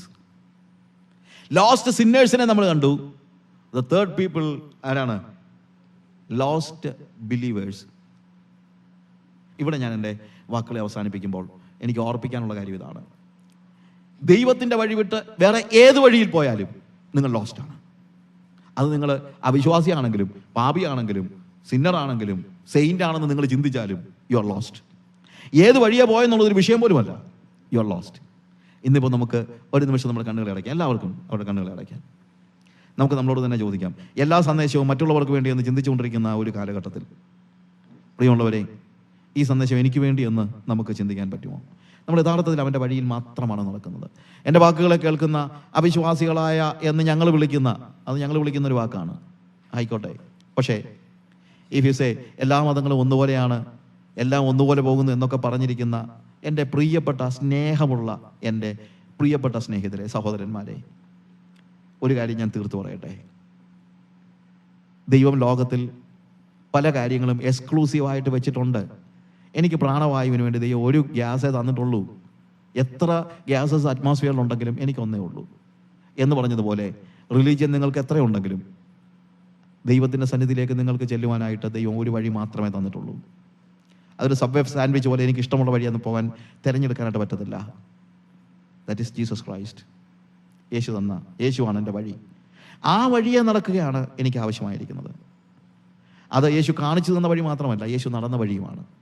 ഇന്ന് യേശു നടന്ന വഴിയെ നടക്കാത്ത ആളുകളോട് ഞാൻ പറയട്ടെ, സ്നേഹത്തോടെ പറയട്ടെ, ദേഷ്യപ്പെട്ടിട്ടൊന്നുമല്ല, വിരോധം കൊണ്ടുമല്ല, യു ആർ ലോസ്റ്റ്. ഒരു പക്ഷേ നിങ്ങൾ ദൈവം ഇല്ല എന്ന് പറയുന്നത് വഷളത്വം പ്രവർത്തിക്കാൻ വേണ്ടിയൊന്നും ആയിരിക്കത്തില്ല. ഒരുപക്ഷെ നിങ്ങളുടെ ബുദ്ധിപരമായി മനസ്സിലാക്കാനുള്ള ഡിഫറൻസ് കൊണ്ടായിരിക്കും. യുക്തി നിങ്ങൾ പിടിച്ചിരിക്കുകയായിരിക്കും. യുക്തിയൊന്നും ആബ്സല്യൂട്ടൊന്നും അല്ല എന്ന് നിങ്ങൾ തിരിച്ചറിഞ്ഞാൽ നിങ്ങൾ തീർച്ചയായും അങ്ങനെ തിരിച്ചറിയണമെന്ന് ഞാൻ ആഗ്രഹിക്കുന്നുണ്ട്. Because that is A fact. ഞങ്ങൾ ഈ കാര്യങ്ങളൊക്കെ പറയുന്നത് മറ്റൊന്നും കൊണ്ടല്ല, ഈ രണ്ട് വഴികളിലൂടെയും നടന്ന് ആ വ്യത്യസ്തത മനസ്സിലാക്കിയത് കൊണ്ടാണ്. ജീവിതത്തിൽ നിന്നും അനുഭവത്തിൽ നിന്നും ഞാൻ പറയട്ടെ, ദൈവത്തിൻ്റെ സംസർഗം അനുഭവിക്കുവാൻ, ദൈവ സാന്നിധ്യം അനുഭവിക്കുവാൻ ദൈവം നമുക്ക് വേണ്ടി ഒരുക്കിയിരിക്കുന്ന വഴി അവനാണ് യേശുക്രിസ്തു. അത് നിങ്ങൾ മറന്നു പോകരുത്.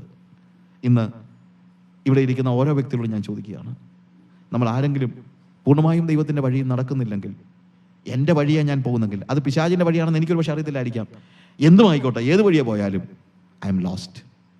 നിങ്ങൾ ലോസ്റ്റായിട്ട് മടങ്ങി പോകരുത് എന്ന് ഞാൻ ആഗ്രഹിക്കുന്നു. നമുക്ക് കണ്ണുകൾ അടയ്ക്കാം, ഒരു നിമിഷം പ്രാർത്ഥിക്കാം. ഹൃദയത്തിൻ്റെ ആഴത്തിൽ നിന്ന് കർത്താവിനോട് പറയാം, കർത്താവേ, ചില സമയത്തെങ്കിലും എനിക്ക് സംശയമുണ്ടായി, എൻ്റെ പല വഴികളിലും നിൻ്റെ വഴിയിൽ പൂർണ്ണമായി നടക്കുവാൻ എനിക്ക് കഴിഞ്ഞിട്ടില്ല എന്ന് നിങ്ങൾക്ക് തോന്നുന്നുണ്ടെങ്കിൽ കർത്താവിനോട് പറയാം, കർത്താവേ, പൂർണ്ണമായി ഒരു സമർപ്പണം, ഒരു പുനർസമർപ്പണം നിൻ്റെ വഴിയിൽ പൂർണ്ണമായി നടക്കുവാനായിട്ട് ഞാൻ ആഗ്രഹിക്കുന്നു. കരങ്ങൾ ഉയർത്തി കർത്താവിനോട് പറയാം, കർത്താവേ, നിൻ്റെ വഴിയിൽ പൂർണ്ണമായി നടക്കാൻ എന്നെ സഹായിക്കണമേ കർത്താവേ. I know that is the only way that help me to reach your God. നിൻ്റെ സാന്നിധ്യത്തിലേക്ക് പ്രവേശിക്കുവാൻ എനിക്ക് വേറെ ഒരു മാർഗവുമില്ല എന്ന് ഞാൻ മനസ്സിലാക്കുന്നു. വേറൊരു മാർഗമില്ലാത്ത ഗതികേട് കൊണ്ടല്ല, എങ്കിലും കർത്താവേ, നിൻ്റെ വഴിയിൽ നിന്ന് വ്യത്യസ്തമായി ഞാൻ എന്തെങ്കിലും ചിന്തിച്ചിട്ടുണ്ടെങ്കിൽ, പ്രവർത്തിച്ചിട്ടുണ്ടെങ്കിൽ ഞാൻ നഷ്ടപ്പെട്ടു പോയി എന്ന് ഞാൻ തിരിച്ചറിയുന്നു കർത്താവേ. എനിക്ക് നഷ്ടപ്പെട്ടവനായി ജീവിക്കുവാൻ ആഗ്രഹമില്ല, നഷ്ടപ്പെട്ടവനായി മരിക്കാനും ആഗ്രഹമില്ല. അതുകൊണ്ട് നഷ്ടപ്പെട്ടവനായല്ല, കണ്ടെടുക്കപ്പെട്ടവനായി I want to see that I am found. മനുഷ്യപുത്രൻ വന്നത് കാണാതെ പോയതിനെ തെരഞ്ഞു രക്ഷിപ്പാൻ വേണ്ടിയാണല്ലോ. നിൻ്റെ സ്നേഹത്തെ ഞാൻ അറിയുന്നു കർത്താവേ. കർത്താവേ, ഞാൻ നഷ്ടപ്പെട്ടവനായിരുന്നപ്പോൾ നീ എന്നെ തേടിയെത്തി. ഇപ്പോൾ ഞാൻ നഷ്ടത്തിലേക്ക്, നിൻ്റെ വഴിയിൽ നിന്ന് എങ്ങോട്ടെങ്കിലും പിന്തിരിഞ്ഞാൽ അപ്പോഴും നിൻ്റെ സ്നേഹം എന്നെ തേടി വരുന്നുണ്ട് എന്ന് ഞാൻ മനസ്സിലാക്കുന്നു. കർത്താവേ, എൻ്റെ പാപങ്ങൾ എന്നോട് ക്ഷമിക്കണമേ. നിൻ്റെ വഴിയെ ഇനി വേറൊരു വഴിയുമില്ല കർത്താവേ, പൂർണ്ണമായും പിൻപറ്റുവാൻ നീ എന്നെ സഹായിക്കണമേ. യേശുവിൻ്റെ നാമത്തിൽ തന്നെ ആമേൻ.